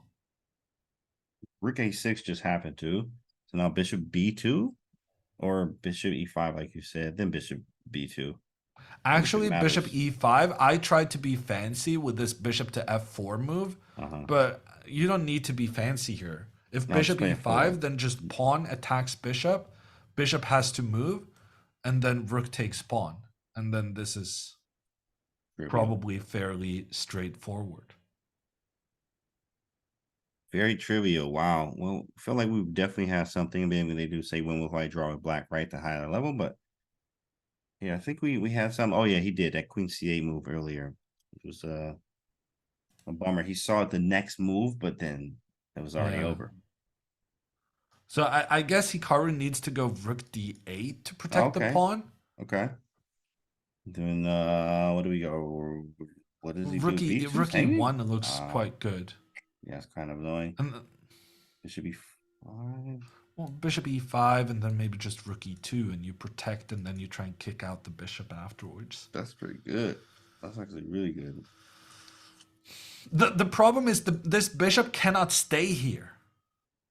Yeah. Yes, the bishop is amazingly placed in the center. It's both protecting and attacking. But long term, we cannot keep it there because long term, white is always going to have that pawn disrupting the bishop's positioning. And that's actually something we talked about when Hikaru played this move f5. The move f5, it was key for Gledura to take this pawn out immediately because if he hadn't done that, the pawn could continue forward. And the key of having such a pawn being aggressive is that it prevents the opponent's pawn from using that square. Yeah. Grabbing some space. Yeah, you're grabbing some space, but you're also just standing in the way, literally standing in the way of the white pawn coming up and kicking your bishop out of position. And we don't have that situation as we go to the current board position. We do not have anything that can help out the bishop because anytime we move the bishop up, it's prone to being kicked by the by the pawn. Yeah, we have to do. I think we're probably just gonna stay on the B file, with the rook and keep the bishop eyeing it, and just maybe shuffle D6. We don't really want to let fall, but we might. I mean, we could try. Obviously, maybe rook D8 or something like that. But rook D8, defend, move the bishop, keep the rook on a B file. Look at the time Yeah, advantage, though. Yeah, time advantage is there, chat. But if there's any hope of winning this, I guess you have to use the rook. You could also go with the bishop back so that the bishop doesn't get kicked, but then we lose out on our attacking plan. right, And if we go on defense, then suddenly white goes on offense. bishop E7 is not a move we want to play. It's just very passive. Very passive, and we don't want to be passive. Yeah. And also after rook d8, even though we're protecting the pawn, I mean, white could potentially just let the black rook go on offense and then take out the black pawn after. Oh, this is even. Takes, bishop D4, rook F1, and like king over. Maybe start pushing our pawn. No, yeah, maybe.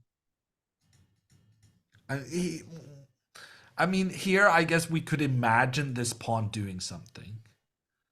But even here, a computer is saying this is equal. So Yeah, all equals all around. It looks like zeros, unfortunately. yeah. After rook A6. Okay, it seems like Hikaru's trying to spend some time now figuring out if there's any hope of prolonging the game. We're gonna take a quick break and then be back with the time scramble Come on. in this game.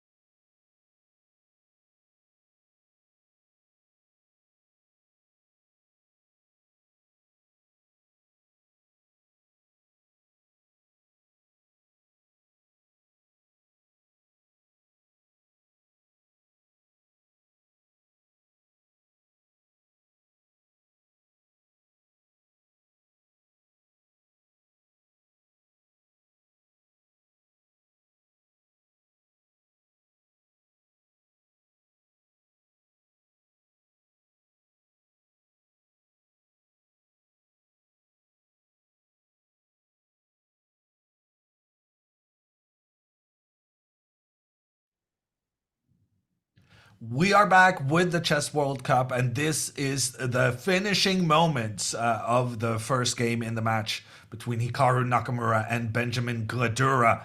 I'm Jon Ludvig Hammer. I'm doing this commentary together with James Conti. And before the break, we said, let's see if Hikaru can make something happen.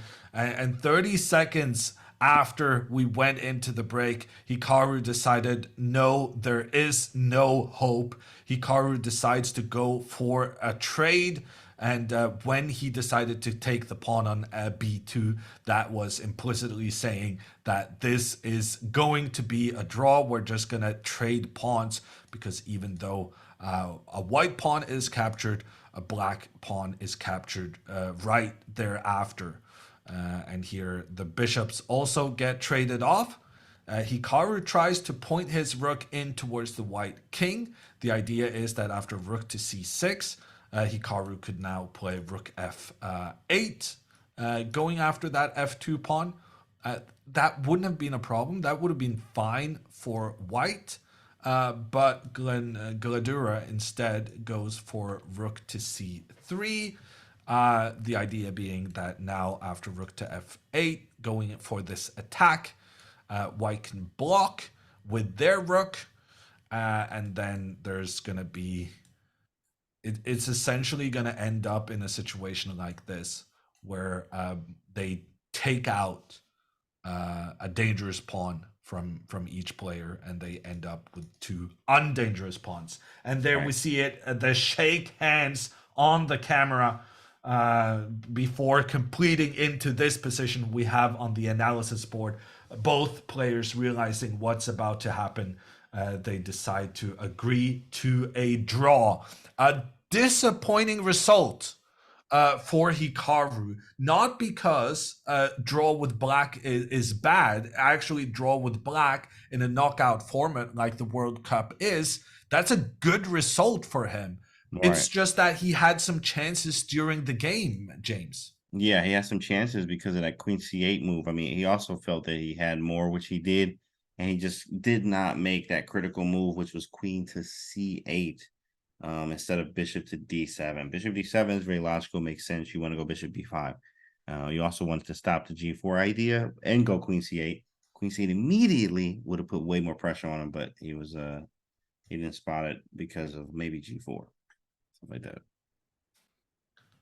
So g4 here looked like the problem with moving the queen back, but there was trickery available to Hikaru in that case, with the rook coming up, attacking the queen. And when the queen captured a black pawn, that would have enabled this bishop to come in with the double attack on the white rooks, not only stopping white from capturing the knight, but also managing to capture a rook for himself thereafter. So a missed opportunity, but not a bad result for Hikaru. Correct. Went with white, draw with black, right? So, I mean, and he was slightly better too as well. Had some better chances, but of course, you just got to take what you can. Don't overpress. You got the draw here, and we got white tomorrow. So, we're not mad about that at all. We got a lot of things we can play and mix up and see what happens and hope for the best in, tomorrow's match.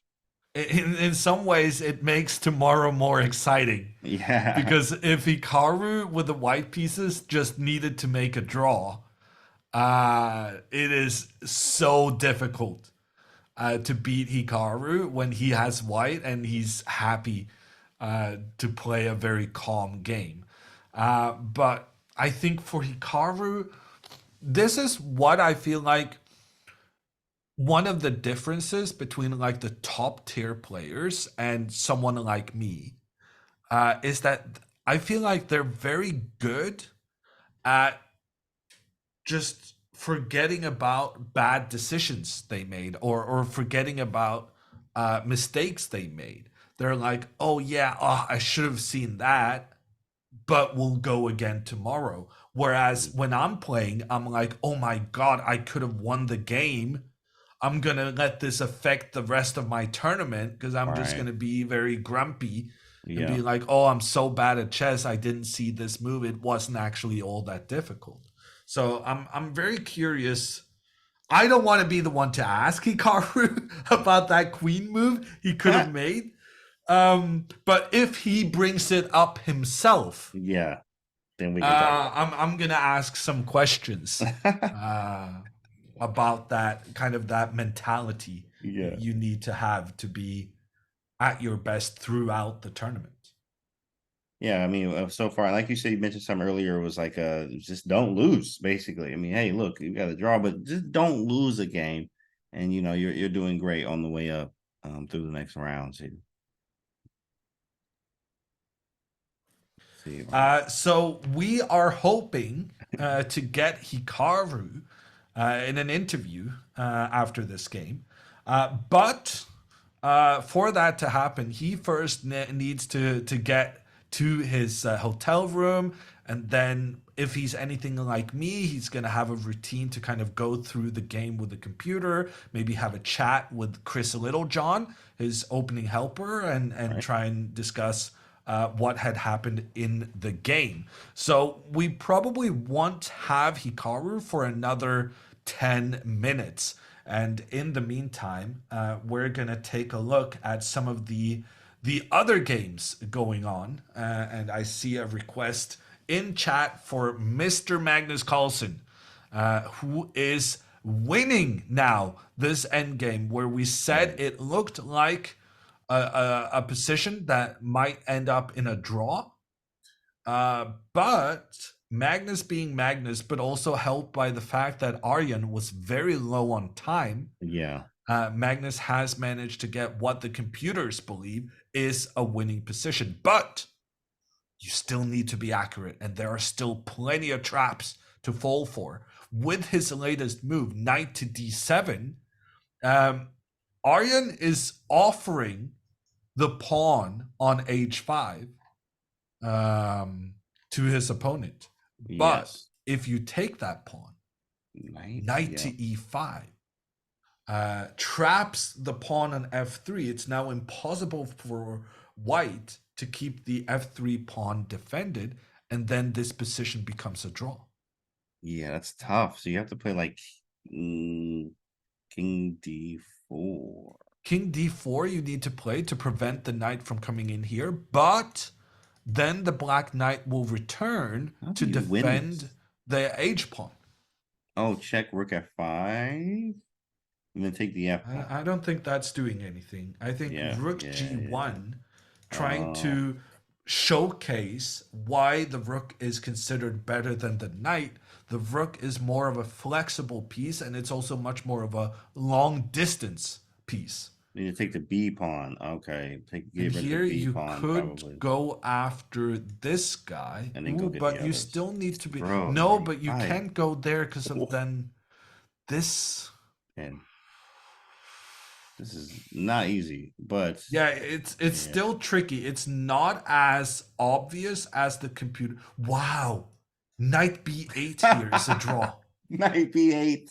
You are kidding me, bro. The chess is too hard. Like this is unreal. Oh, Knight that's B8. brilliant.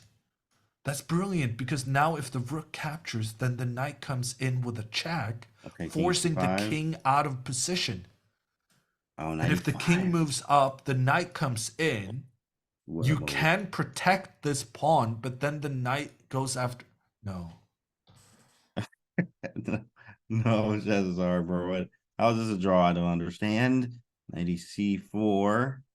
Rook D3. Oh my goodness. Computer Knight says D7. knight d7, knight e5. And you Check King just keep F5. the knight pointing on at this pawn. Check King F5 takes.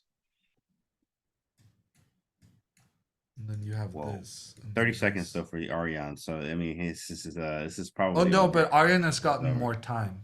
Oh, Aryan he's made move 40. 40. Oh, it's gonna be a game. Yeah. They're gonna be here.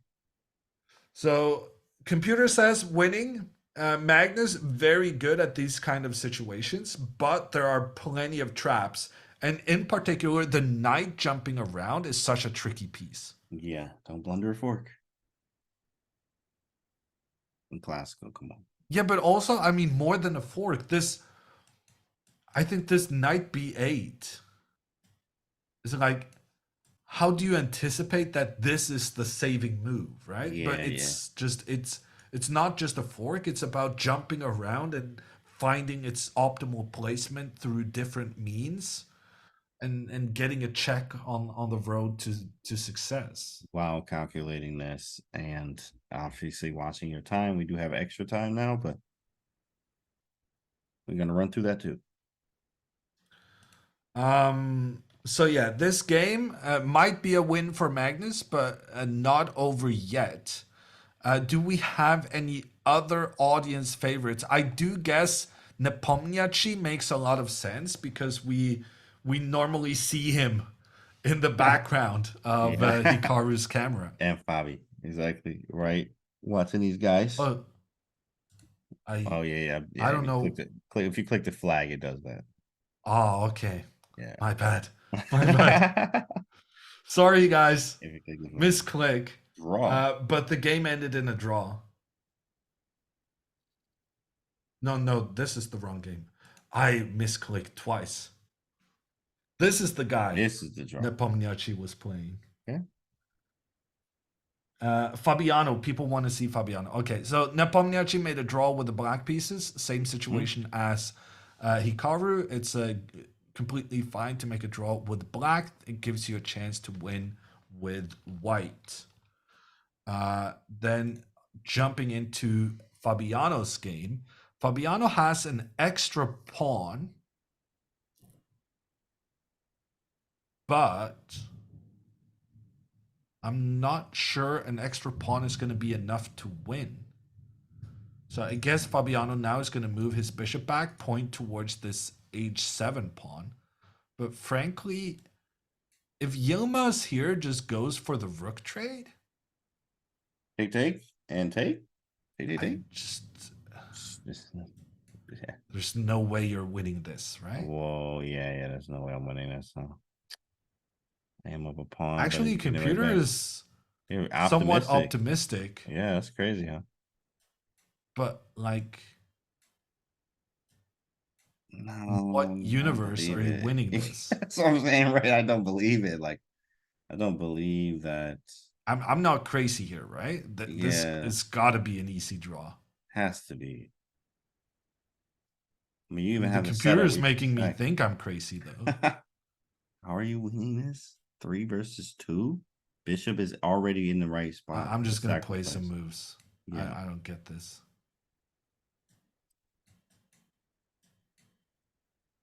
No, bro. What?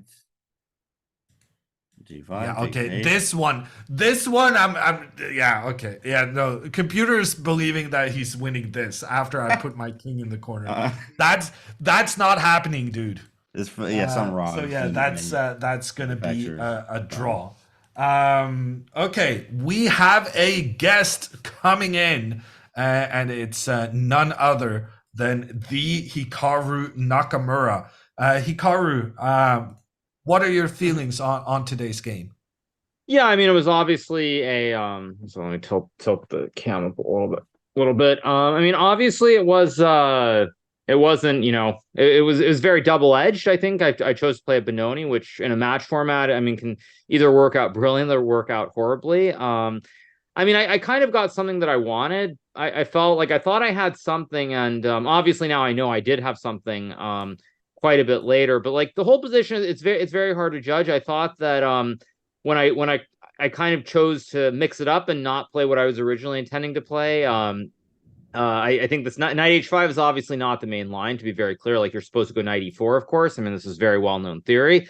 But I just kind of wanted to mix it up because Benjamin was blitzing out all these moves, and so I decided to audible and play knight h5 at the board. And I thought everything I did was great. Actually, I played it quite well. I felt like somewhere around here, I was already starting to kind of outplay Benjamin, or maybe understand the position a little bit better than he was. And then I thought everything was kind of straightforward. I was surprised by Bishop C1, for example. It's not what I was expecting at all here. I was expecting like Rook A2 or Rook B1, and then he played Bishop C1, which to me seemed like a very passive move. Yeah, and then I spent a lot of time here because I wasn't sure whether I should play Queen B3 or Knight E5, but both moves I think are playable. I mean, I wasn't sure about 95, 92 specifically, so you know, it's very tricky. Every single move I think is it's move by move in the Benoni, and so I played Queen B3. I thought, which was very logical, and then Queen D3 95. And I mean, I thought already here after 95, I was going to get some chances to maybe win this game. But we keep going. So takes Rook A3. Yeah, and then I played Queen B7, which is correct. I mean, maybe I should have played just actually. How much time did I use on Queen B7? Did I use it? Did I use like 5 minutes? Yeah, probably here I should have played Queen B7 right away rather than wasting any time. But I played Queen B7. Then he plays. Yeah, then he started going wrong here, right? He played H3. And then I played F5, which I thought was very thematic. I mean, everything here I thought was correct from my side. I was after takes. Yeah, what did he play? He played Queen C4, which also kind of confused me. I was not expecting that either, actually. So I was a little bit confused. Yeah, actually, basically, when I played F5, I was expecting him to play something like F4 or like Queen C4 or something right away, but not E takes F5 and Queen C4. It just felt kind of wrong. But anyway, it goes on. It goes Queen C4 here. Yeah. Now, of course, I missed Queen C8, which apparently is very, very strong. I mean, the thing is, I spent like 20 minutes here too. Maybe not 20, but like 15 minutes, and I spent all my time looking at the wrong line, which was Queen D7. Yeah, I spent all my time looking at Queen D7, G4, Rook B4, Queen A6, and I think this is winning for White. So after Bishop G4, H takes G4. If I play Queen takes G4, there's Queen C6. I thought. And then like Rook F8, there's Rook A8, followed by like 94 at some point. I think I'm just losing here.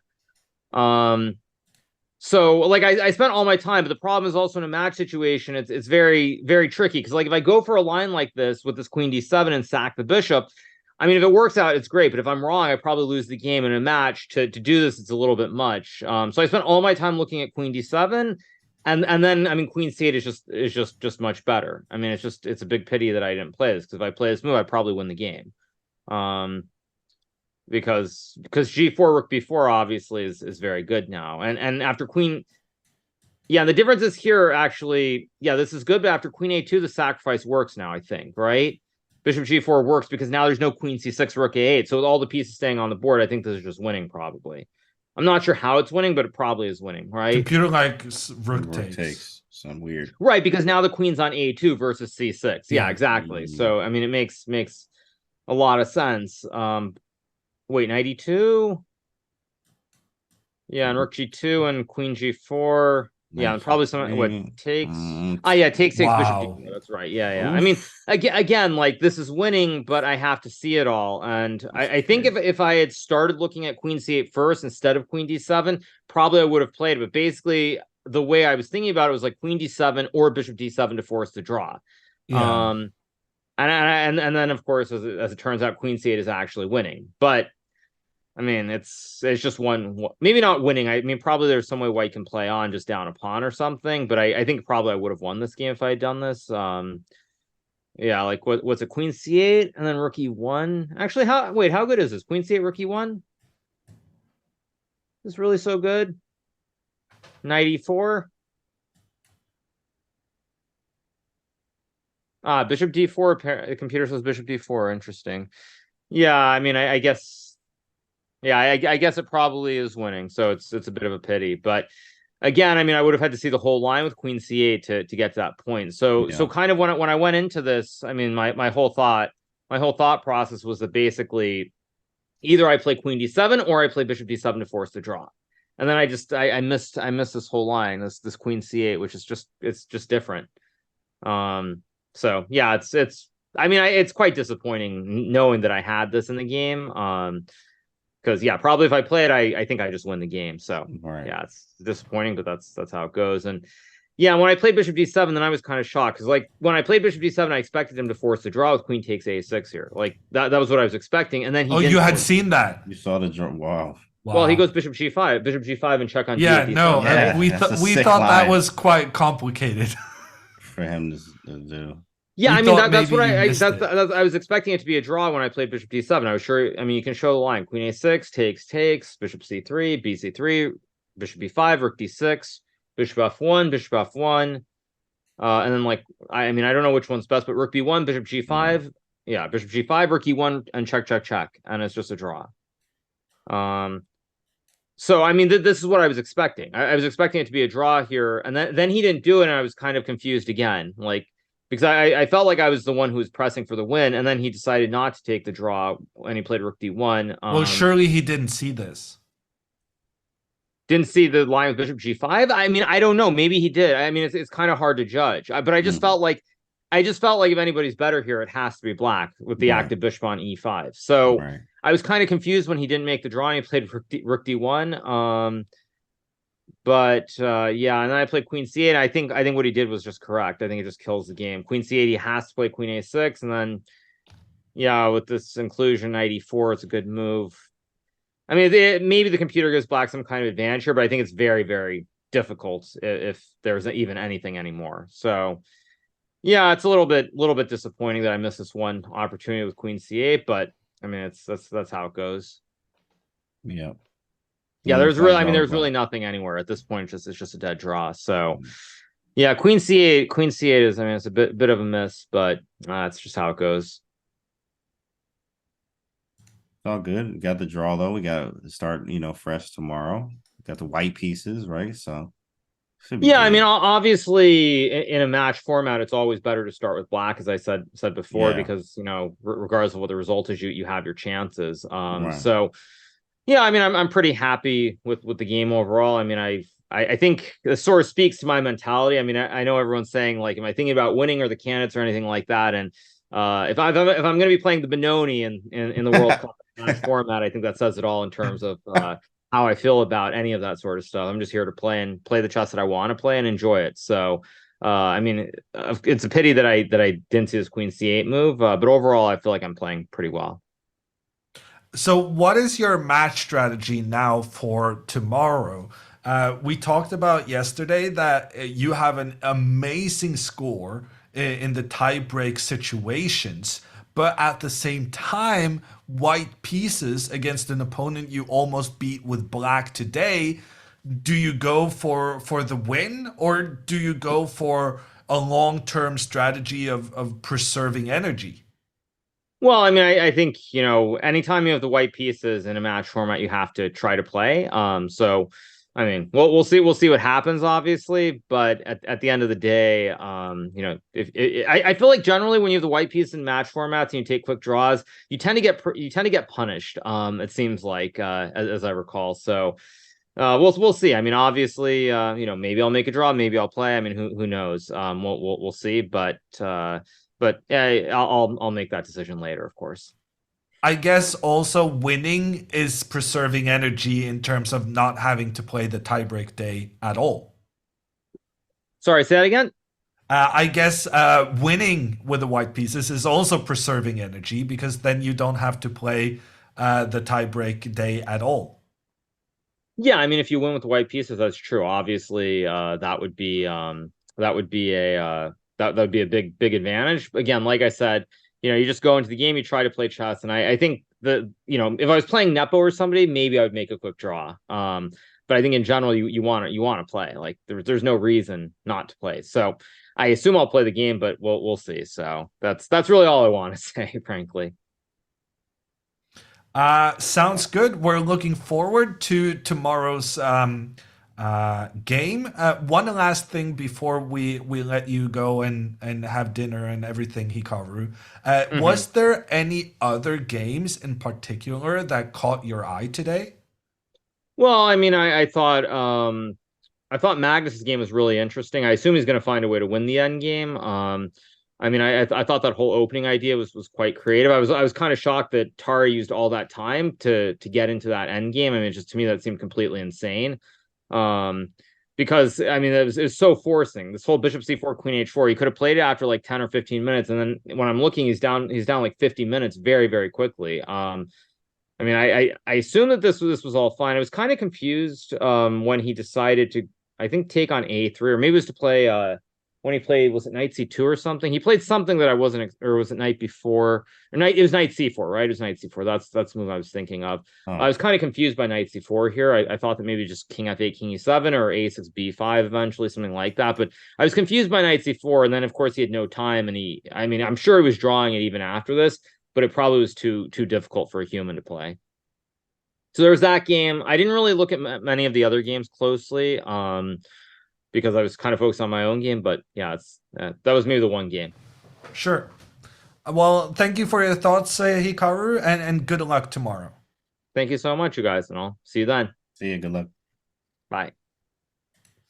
And that Carlsen game that caught Hikaru's eye, as well as ours, we did spend some time looking at this. Magnus has now maneuvered his rook.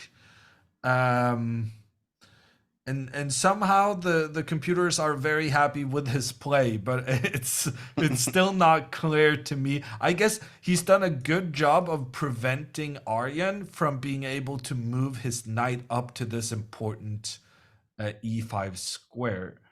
And if Aryan now tries to get the knight up, Magnus can give a check on the king. Okay. And then I thought rook h6, Knight but F6. apparently that's not so good because the knight comes back. Right. So computer says rook a5 because now you cannot go knight e5 because then the rook comes in with the pin. And if the knight comes back into defense, then finally the rook manages to eliminate that annoying b pawn, because now the reason the rook couldn't capture this one earlier is because the knight was trying to get into position, but now the knight is forced to be defensive, and then you have time for this. What a nuance that is. I mean, and he has the time to do it too as well. 53 minutes on the clock. It's very difficult. Yeah, takes. And then, yeah, that rook b1 move is clutch. And rook b2 would be the same too, but so it seems as though Magnus is gonna win. What a position. Man, in games with that guy. And you mentioned it too, is man, he just had like 4, like just the pawn structure was just so bad. Yes, I mean, if it was together, you could probably hold, but the pawn structure is just terrible. Just if you were able to just move one of these pawns closer to each other, you'd be fine. Unbelievable. Just move this guy a little bit to the right, and black is completely fine. Just let me move the pawn, bro. Let me move it over. Just move this guy next to the next, even just here, right? Draw everything. Then it would be a draw. Everything. But because of that, it is not so unlucky for Tari too. And he got it out there, but that was a nice prep, and I guess you got a nice file to work on today for the chessable course, boy. You got this whole game right here, man. That's crazy. Hikaru with the prep. No, Magnus with the prep. Pawn to f3, which according to Hammers Nimzo Indian is a mistake. Hammers Nimzo Indian on Chessable, guys. Yeah, a little self promo. But no, I just thought I'll take a pawn. I'm happy. But boy, Magnus coming with this h4 move. H4 stuff. And we saw the idea here is that the queen, if you just try and calmly develop with black, your queen gets trapped. Trap your queen. Very, very nice opening by Magnus, and also gets the compliments from Hikaru. Yeah, that was nice. Hikaru specifically says, "Nice prep, Magnus." Nice prep, Magnus. Yeah, chat. Well, we got a game tomorrow, chat. You already know that. So draw today with the black pieces. Not a bad result. Okay, we're gonna move on to some of the next games, and still playing with an unknown future in that game. Magnus's game is fairly certainly going to be a win for him. We're going to move on to Pragnananda versus Navarra. And this game is special for 2 reasons. One reason being that it's an interesting pawn formation with the pawns in the center. Doubled isolated pawns. Also here, Navarra would have loved to, just like Aryan, he would have loved to push the pawn to the side so that the pawns could protect each other up the board. But the other reason this is super interesting is because the winner of Hikaru's match is going to play the winner in this match. Oh, okay. Winner on winner. here. Prague and David Navarra. This is just like, what was this opening? I'm very curious to see how they got It here. was almost certainly an Italian based on the pawn structure. Oh, I'll move back to check it out. Yes, an Italian opening. The reason I could tell so far ahead is because it had this classic black coming out with the bishop, challenging white's Italian bishop, mhm. and then black getting these two doubled pawns. Ironically, Prague getting those same pawns himself. And somehow Prague managed to avoid having doubled pawns, Yeah. and black did not. Very strange. I guess he didn't want to take back with the pawn here because then there's pressure from the queen on the king. And then and that led to the situation where black was stuck with these ugly pawns, unable to defend each other. And that is the circumstance all the way into this endgame. The white rook very well placed, targeting the two black pawns at the same time, but the knight pretty well placed defensively, giving protection to those very same pawns. Yeah, the only progress we can try to make is b4 or d4, and like, but that's very committal, and it's going to undouble the d pawns if you or the e pawns if I play d4. So Sure, but that doesn't necessarily need to be a bad thing. I completely agree with you. These are the key moves going forward. And, and I kind of like this d4 move I liked it too. because Takes even though it undoubles the pawns, it just gives the white pawns so much more scope. room and space. Nice. Yeah, this is promising. It's promising. You can see it grind here. Also, time's getting low. Wait, are they 40? Yeah, they have 40, I think now, right? They're They on have to move be at 40. 39. Yeah. Okay. So I guess we can follow them here for 5 minutes to make sure that they get over move 40, after which they get an additional 30 minutes on the clock. Get some extra time. Nice C4. It's on Navarro though. I guess Navarro's like, what do I do? You're going to just shuffle. That's it. But where is the right shuffle? What's interesting about this matchup, you can see, I guess you guys can see it on your screen as well, right? Yeah, the ratings of these competitors is pretty much equal. 1 point difference. 1 point. So this is a completely open match with two very equally matched opponents. Of course, Navarra under pressure here, mainly because he has the black pieces, and Pragnananda having the whole of the Indian nation, the nation of India, Yeah. cheering him on. Pragnananda for a very long time was one of the big names among the young prodigies, the Indian prodigies, and I think that was partly because he was the one to beat Magnus. Oh, yeah, I remember that. So Yeah, Prague was lower rated than, remember that. for instance, Gukesh, but Right. Prague beat Magnus First. sooner, and I'm not actually sure Yes, Gukesh right. has beaten Magnus yet. And Prague has done it like 2 times. Two minimum. times, yeah. Twice. I remember seeing a lot about that. So Prague, for that reason, getting a lot of good press, but actually not being above 2,700 yet. So he has a stellar reputation, but he wants to show that his reputation that he gained through the Champions Chess Tour, which is rapid play games. He wants to show that, sure, I'm good at rapid. I can beat Magnus there, but man, I can also play classical, and I can do well in the World Cup. That goes very far when you can do that, every single time. So rook d8 on the board, d4 probably is a good break. Move the rook, shuffle, something like that. Lots of It's an opportunity. interesting moment. This is move 40 Yep. when Prague only has 1 minute left. So I would say, as a very high level chess tip, do not go for the committal moves on move 40. Oh, that's Wait nice. one move, and then you have an additional 30 minutes to decide, do I want to push on the left side or in the center? High level stuff, so maybe B3. Some just random. B3 doesn't really break Yeah, anything. Rook or H1 or rook back. H2. Yep. And then Just hold. do At something 40. that keeps the position the same, and then Very make the nice. big decision later on. Very nice.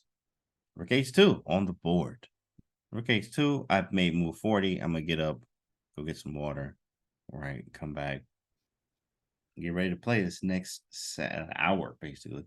And sometimes for Navarra, it's gonna be like he knows that one of these two pawn moves are coming.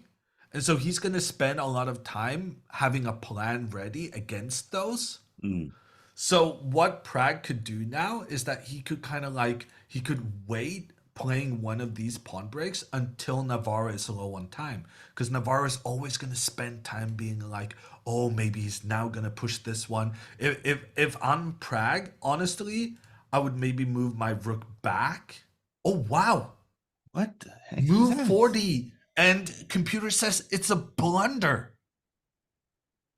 How? But that is not obvious I don't to me. Why understand. is this good for white?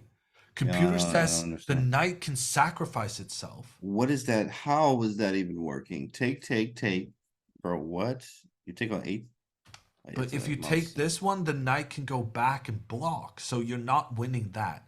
Okay, so that doesn't make Oh, sense. that's maybe why he moved the rook back. Because now after capture's back, there's the Oh, rook rook. F2.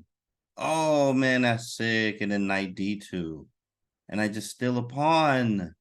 He's gonna see that. The kid is sharp. He also has time now. He may move 40, they both did, but Yeah, he that made is move sweet. 40, so he's definitely going to see that. Oh, that's sweet.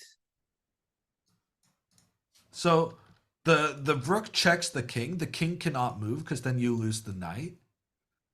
You can't block with this guy because this Take it guy is anyway. very dependent on the other guy, and the other guy we can just take out, leading to this winning position. Can't take back with the knight because, well, there's a check. The rook So can you get have to block winning. with this guy, and then black is doing well, if not for the move knight to d2, increasing the pressure. The knight cannot move because of check. Yeah, and then Wow. we're just up a pawn in the end game. Like that's a hard one, man. You're not even considering that. 95. Wonder if he'll go for it. Oh, knight takes c5. Well, he'll definitely find it. Like you said, now he got an additional 30 40. minutes on Yeah, the 30 clock, Yeah. and he has a keen eye for these kind of Yeah. things. Yeah, that kid is sharp with those tactics. Absolutely. We've So seen it a lot. Pragnananda looking very good to win that match, meaning that he will probably be the opponent if Hikaru manages to take out the Hungarian Gledura either tomorrow, or if tomorrow is a draw, there will be Tie an break. exciting rapid tiebreak on Monday. I thought it was exciting. Let's see if we win. Even better. I saw a lot of requests in chat for Fabiano, but I guess we kind of just decided that this is going to be a draw. We did. Well, we decided it was going to be a draw, even if Fabiano had an extra pawn. Yeah, we saw that too, right? And so far, And right now, it's not looking like Fabiano will be able to have an extra pawn. not for long. That pawn's gonna dip off very quickly. It's gonna leave the board. So yeah, that's going to be a draw. All righty. What else do we have going on?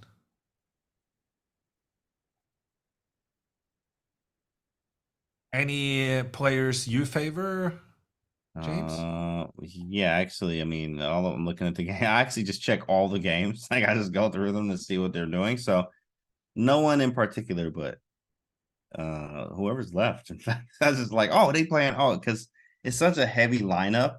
They're like, you're like, oh, this guy's playing, oh, this guy's playing. Like it's just a field day. I mean, we love the World Cup. So field day, I'm you a just big get it all. Wojciech fan. I'm What? gonna Really? check Wow. Wait a sec. Okay. all rounds. I'm having trouble.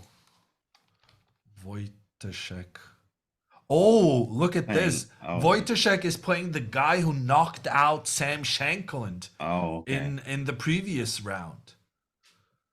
And Hikaru came on. He said in an interview that if Sam or if Sam or Nicholas Fuschenbett were to be knocked out early, maybe one or both of them would join Hikaru's team as opening helpers Oh, nice. for the rest of the tournament, because Whoa. they were both members of Team Hikaru during the World Championship qualifier in Madrid last summer. Wow. So Didn't I even know guess that. I kind of forgot to Pretty ask cool. Hikaru about that, if Sam and or Nicholas had joined the team. Getting some nice prep there, man. Because Nicholas well, Husband and Sam?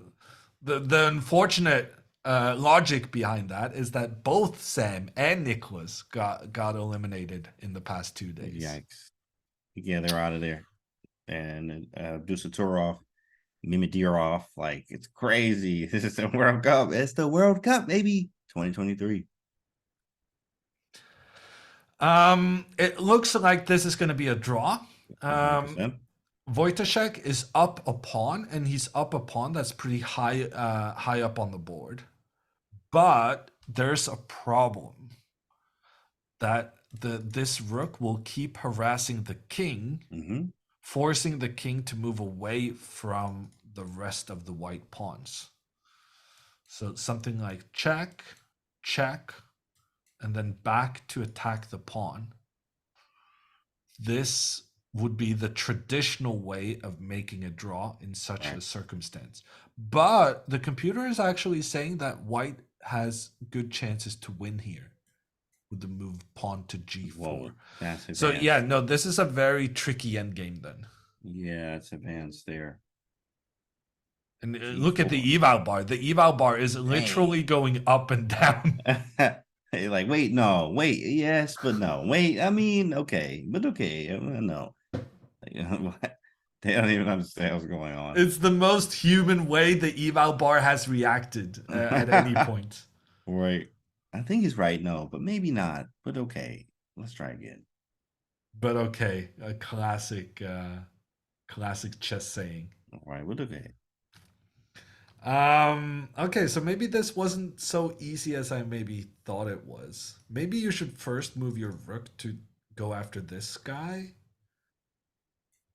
and then give the checks. Does Check that out, make a check. difference?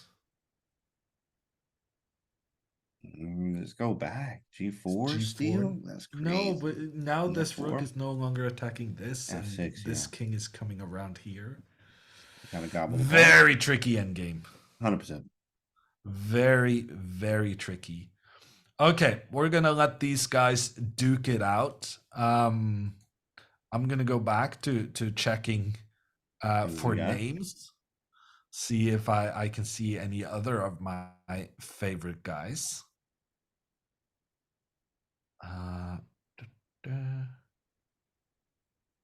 Vidit? I guess we like Vidit. Definitely. Is this? No, that was the previous round. Vidit. Vidit, he did win his match. Why am I not getting... he's playing against Matthias Bluebaum. And Vidit is up a pawn with the black pieces. Whoa. That's a good thing. But I mean, same side. All the pawns are on the same side. Yeah, same side, though. But as long as the queens are on the board, there's still hope of like creating an attack with these pawns. True. So F3 is kind of weak. I got knight G5 or D4 coming. Some pieces look pretty good. Definitely some potential. And look at Bluebaum's time management. He just spent 15 minutes on this move. Oh, he only gets 30. How much did he have? Oh, 16. They're almost 40. They just made move 40. So yeah, he must have had 30 minutes when this move started. Wow. This is difficult. I mean, you might have to go just knight G2, but then you allow the rook to come in. Like, gotta calculate all of that.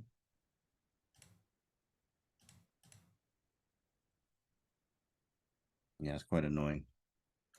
Good chances Like we're here. doing good. Exactly. Good chances for Vidit. Vidit. Yeah. Him up. Black pieces. Looking good. We're also going to stop by another match, which Right. only has a 1 point difference between the competitors. And ironically, it's the same 1 point as between Navara And Pragnananda. 2689, 2690. Exact same ratings.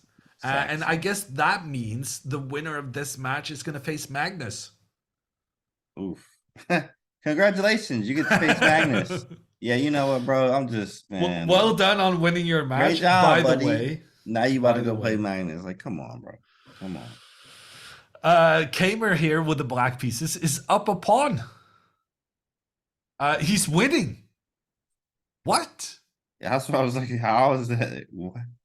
Yeah, but I guess you could take on. How? Right. It's not. I that just easy, assumed it was a draw because I thought, thing, there's not a lot of pawns remaining here. Oh, man, and I also saw that white could move his rook over to get this black pawn. Yeah, fine. I mean, it feels like black has. So you have the extra pawn, so I guess you could try to give one back. For how long do you have the extra pawn, though? Yeah, generally, this is like a draw, bro. King f5 takes check. No, king f5, king f4. But you have king h3. Rook g5, something like that. I'm just taking this guy. Why is the computer not liking this? King f4 hits mate, and then king h3 and rook g5. Well, if rook g5, I'm gonna protect my pawn. pawn. You go back, you check. What is this? This is a draw. Wait, rook g1, king h3, rook g1. That's brilliant. What is this? Increasing the checking distance. So here, with the rook on g2, with king here, I prevented the rook from giving a check. But by moving back up, attacking the pawn, I go back. But the rook gets further away from the king, meaning that now, when the king goes back, we can give this check, capture the pawn, and I got the pass and protect on the other side. Boy, that's Devereski pays 751. That's crazy. Okay, let me just ask one control question. G5 just wins, right? Oh, I'm inside the box too. I'm in the box. Yeah, we're good. Okay, yeah, you called that. In the box. In the box, but just barely. Barely, so, right? One move. If you had taken with the king, then it's a draw. It's a queening, right. Actually, this is very fascinating. I'm pretty sure.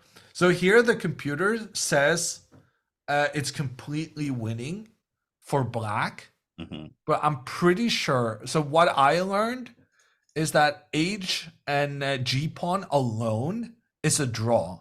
Whoa. But that's cool to know, bro. I didn't know that. But if white had a pawn here in the middle, if white had an extra pawn, it's a win. Then it's a win for black because that pawn is going to block potential ways for you to attack the black king. Wow. Yeah, I haven't even opened the chapter. Open up table base. Okay, table base says this is winning for black. Right. But it also says that if we go like queen f4, which is not like a stupid move, it's a draw. It's a freaking draw. That is sick. Like I'm up 2 pawns in a queen endgame. Yeah, very interesting. Apparently these are the only 3 winning moves. Wow. Like if you go here, and it's not like white is going to give checks. Like this position is a draw. That's so hard to see. I mean, it just doesn't seem right. It's something you kind of have to know, right? Yeah, you have to know. You have to study that chapter because, like, I don't even studied a queen in games. No, I don't even think this is in Dvoretsky's endgame manual. I just learned this because a friend of mine had an endgame with the extra pawn. Okay. And she purposefully didn't take the pawn because she knew it was a draw. Whoa. With just these 2 pawns, and I had no idea. Maybe it's like a Soviet school kind of thing. You know, exactly. Yeah, got their own books, their own Russian. But we all got to learn somehow. It helps having friends who's good at chess. You learn some extra stuff from those guys and gals. Okay. Final thing before we call it a day. We have someone screaming out in chat. I'm not sure I want to encourage all caps, I guess, but I am intrigued when people say huge miss on move 32. Oh, it's completely winning right now. Wow. And what happened? Whose move Fabiano is made a it? draw, even though, wow. Whose move is it here? Oh, Rook C1 is Black's move. Something happened. Okay, Bishop E4. Oh, apparently Rook C1 was brilliant. Oh my gosh, he's gonna sacrifice the rook. I was just the rook. I was just thinking the exact same thing. Rook C6 looked great, right? Rook B8. Do you take it anyway? Oh Take it my anyway. god. That You is take it wild. anyway. The guy played Rook B8 to try and prevent this sacrifice.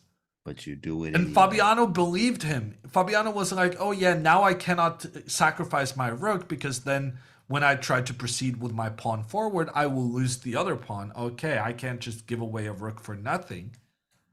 And But the after bishop holds. A7, Guess you what, can't my get guy? your rook back into defense. Yep. You can pause the clock, sign the score sheet. Appreciate it. That's a wrap. Wow. Rook C6. He set it up and then fumbled it. That's tough. And then a draw, Mustafa gets away. And now he gets white tomorrow. That's gonna haunt him, you know. That's one of those. How did I miss that? Like, how did I miss that? Playing so well, got the position and missed. This is tough, man. Chess is Wow. hard. Okay, yeah, that was a huge miss. Sometimes chat is just silly, but that was a good Yeah. call. Good call, Right. chat. That's a good call. Someone asked for Duda. We'll check in with Duda as well. Okay. Okay, this is looking like it's gonna take another 3 hours. Duda is up. Oh, I thought he was only up 1 pawn, but he's actually up 2 pawns. 2 pawns. Nice. So he's gonna have good chances to win, but it's not gonna be easy because while he is 2 pawns up, that's not gonna last on account of this white rook Oof. being about to capture almost made it. one of them. Right. And here the computer is suggesting rook to c2. The idea being that after the trade, you actually cannot save this white pawn. And then you have pawns on 2 sides of the board trying to become new queens. This guy is trying to become a new queen, and this guy. And this is actually winning for black. Unbelievable. Yeah, you can't. Your king and bishop can't be everywhere. That's understandable. That's intriguing. One of the few moments where opposite colors. Going for the rook trade actually not benefiting. Yeah. The defensive part. Very rare. But also look at this. Check on the king. If the king goes to the corner, then there's unpleasantness. B6. Ugh. But the king can actually go away, allow the pawn to be captured. Check on the king, okay. Out the way. And then sacrifice a third pawn in 5 moves. That is something. So he went from being up a pawn to down. No, he was up 2 pawns. To down. Now he's down 1 pawn, but he's winning because his pawn is becoming a new queen. Gonna promote. That's very classy. I could easily see this continuation happening in the game. That's very nice. That is very, very nice. Okay, that's going to be it from us, everyone. Please join us tomorrow at the same time. We will have game 2 of the match, Nakamura against Gledura. I will be back. James will be back. The same team rocking the white pieces this time for Hikaru. He managed to create chances to win today with the black pieces. As such, with the white pieces, We're optimistic. That's right. Optimistic. We're optimistic today. We're gonna be optimistic tomorrow as well. Chat. It's good to have y'all. Great time with you too as well. Hammer. We'll be back tomorrow, guys. Enjoy the rest of your day. See you around, everyone. When I see some of these moves that computer suggests after a game that I play, and I just go, wow, that is the beauty for me, because these are not moves that I would ever consider. And when I then see the move and then like I might make a couple of moves to try and understand why, that is the beauty to me.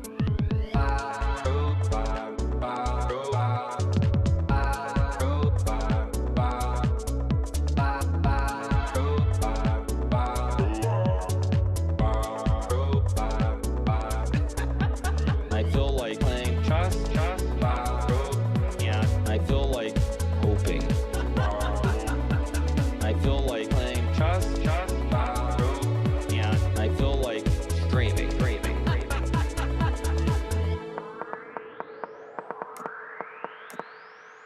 I'm just trying to play as well as I can, and I don't really worry. Like, if I lose a game, it's not the end-all be-all. I'm not naturally talented, but if I don't get something, I try to figure out, why don't I get it? What am I doing wrong? Over and over and over again.